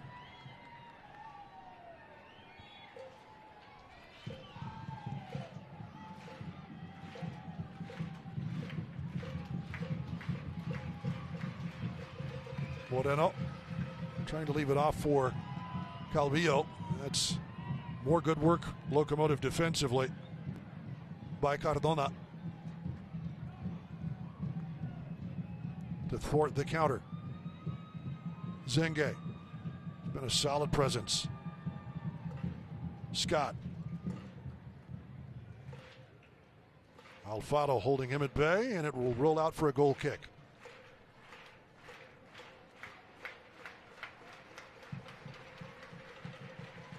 into the 86th minute in El Paso.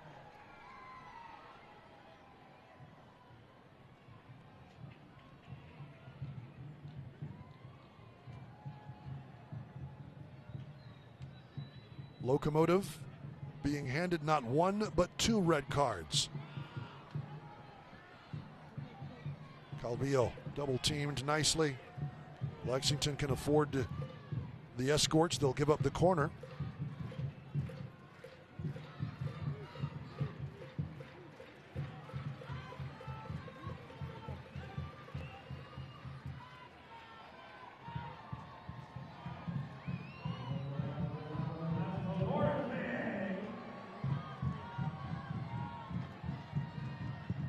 Calvillo lofts it far posts, looking for Dolenmeyer. Doesn't quite make it there.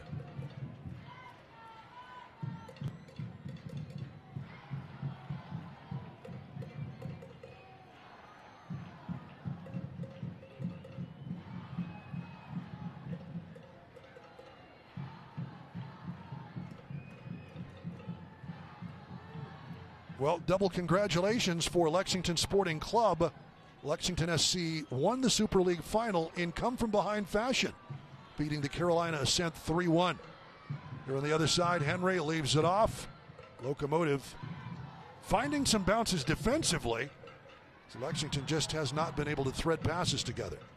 But congratulations to Lexington SC on the women's side, and about ready to pick up their first road win of the season on the men's side. Just their third win overall would give them 12 points in the season.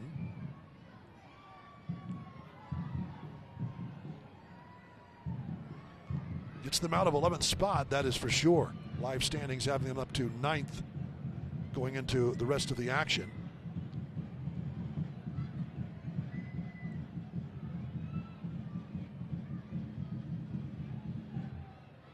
Well, the scores have switched again. They are still 11th, but room to build on. Rubin, that's a nice turn. Gets it to Calvillo, can't do anything with it, and it's a point to the spot. Penalty kick. It comes in the 88th minute. Would love to see that again. It is small consolation, but after an incredibly frustrating evening, Locomotive will take anything they can get. And Zenge whistled for the foul and the takedown of Calvillo. And it'll be Rubio Rubin. You have to find any positives on this night, and if the end of the game is a goal scored via PK, it's a positive. It's something you can close the evening out on and just move forward from it. Rubin.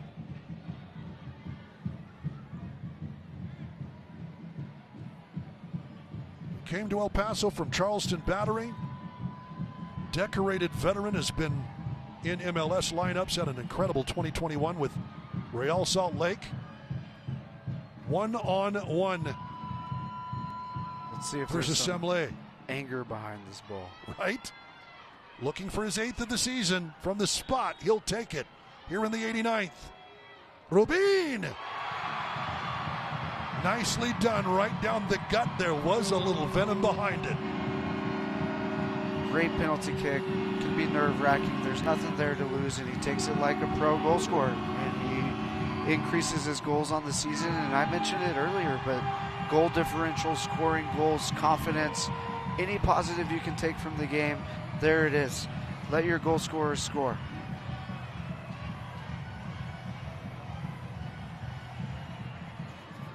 Rubio Rubin on the score sheet again.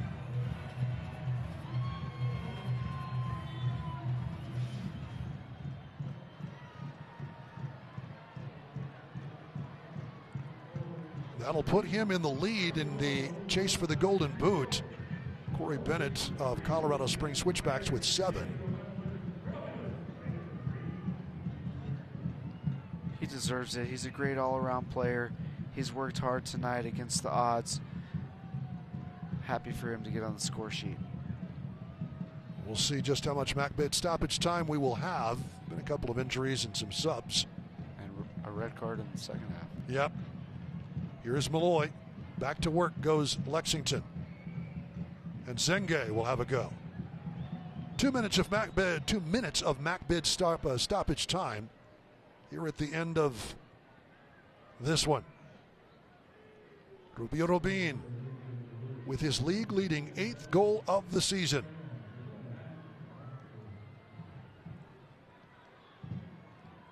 But here's Ferry. Wide it will come. Yosef. A little mishandle there.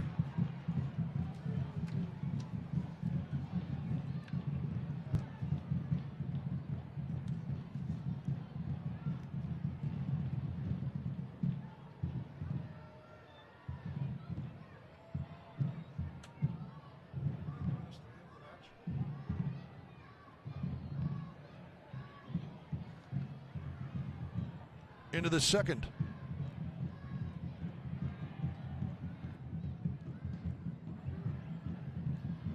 The second of 2 added here at the end of a long road on a Saturday night in El Paso.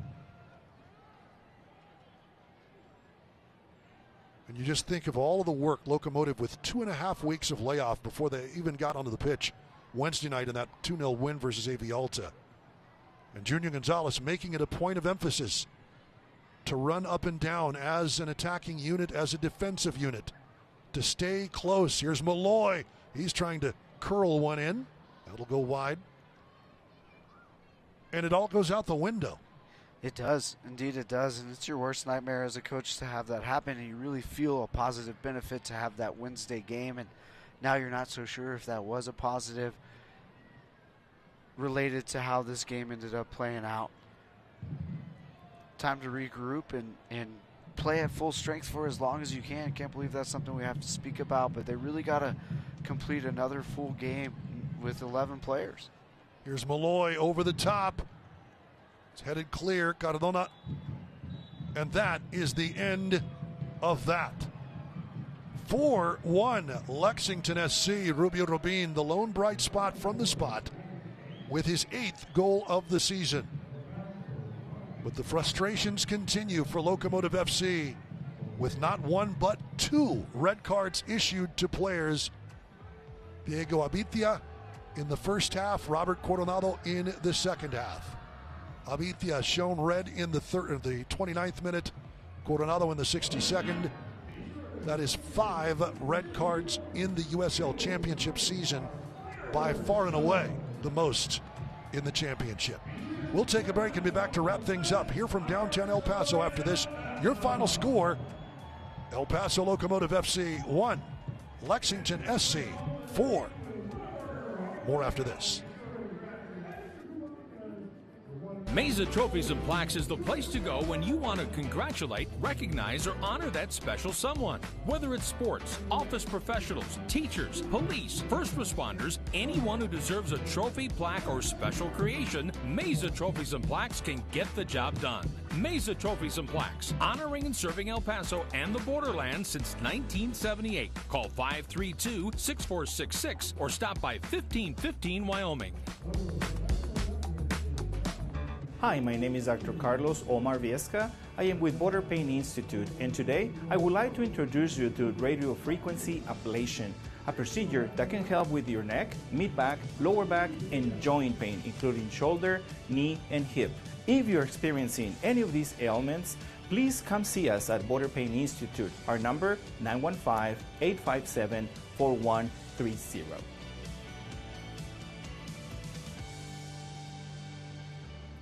Get ready for a night of non-stop action at Paso Speedway Park. Feel the adrenaline as drivers push their limits, battling for the top spot on our fast and challenging track. Whether you're cheering from the stands or enjoying the great food and drinks, there's excitement around every corner. Bring the whole family and experience the energy of live racing. Gates open at 5 and the green flag drops at 7:30. Don't miss out. Grab your tickets today at VotosSpeedwayPark.com. That's VotosSpeedwayPark.com.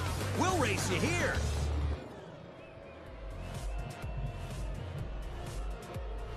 Mesa Trophies and Plaques is the place. Welcome back to downtown El Paso. The boos are for the officiating crew tonight as they walk off. But I mean, honestly, Duke Keith along with Gibbs Keaton here I don't know what happened with the Robert Coronado red card, but the Diego Abitia red card, we could see that one up here. It was that kind of a challenge, and so we take a look at some of the bigger points of the game and at our physical therapy, balance, and hand centers play of the match, Gibbs. You can boo the referees all you want. They did their job tonight. They did do their job, and you know the one thing is that's allowed as the crowd's been all night, and it's Locomotive's job to make sure that they're giving the crowd something to cheer about. And we see penalty kick earned and taken late, and so proud of Rubin to get on the score sheet tonight for what was not a great performance from El Paso Locomotive. He deserves that goal. Rubio Rubin with his league-leading 8th goal of the season to lead in the Golden Boot race. 4-1 your final score, Lexington SC over Locomotive FC. That was your physical therapy, balance, and hand centers play of the match. And as you would expect, the full-time stats, not flattering for Locomotive. 4-1 for the real stat that counts. Shots 22-7. Majority of the possession, more corner kicks, and interestingly, 2 yellow cards to Locomotive's 1, but it was the 2 red cards that really made the huge difference as Junior Gonzalez and Locomotive FC go and applaud the fans who stuck around here tonight. And that's, I think, the gesture you want to see. I don't think anybody's more frustrated than Junior Gonzalez this evening. It's a lonely place to be, that's for sure, because you know you have a great team, and we refer to it not being able to reach their full potential because of mistakes that they've self-inflicted upon themselves. And yeah, BTS was obvious. I would say Coronado's was probably obvious. We just didn't see it as well. Right. But that's your final score for this evening. Locomotive FC 1, Lexington SC 4. For our entire crew, for producer Parker Landreth, our director Justin Hodge, for my broadcast partner Gibbs Keaton, we'll see you here in a couple of weeks as Rising FC comes to town 2 weekends from now. For all of us in El Paso, I'm Duke Keith. So long from the Sun City. Cannot be retransmitted, rebroadcast, or reproduced without the express written consent of the United Soccer League.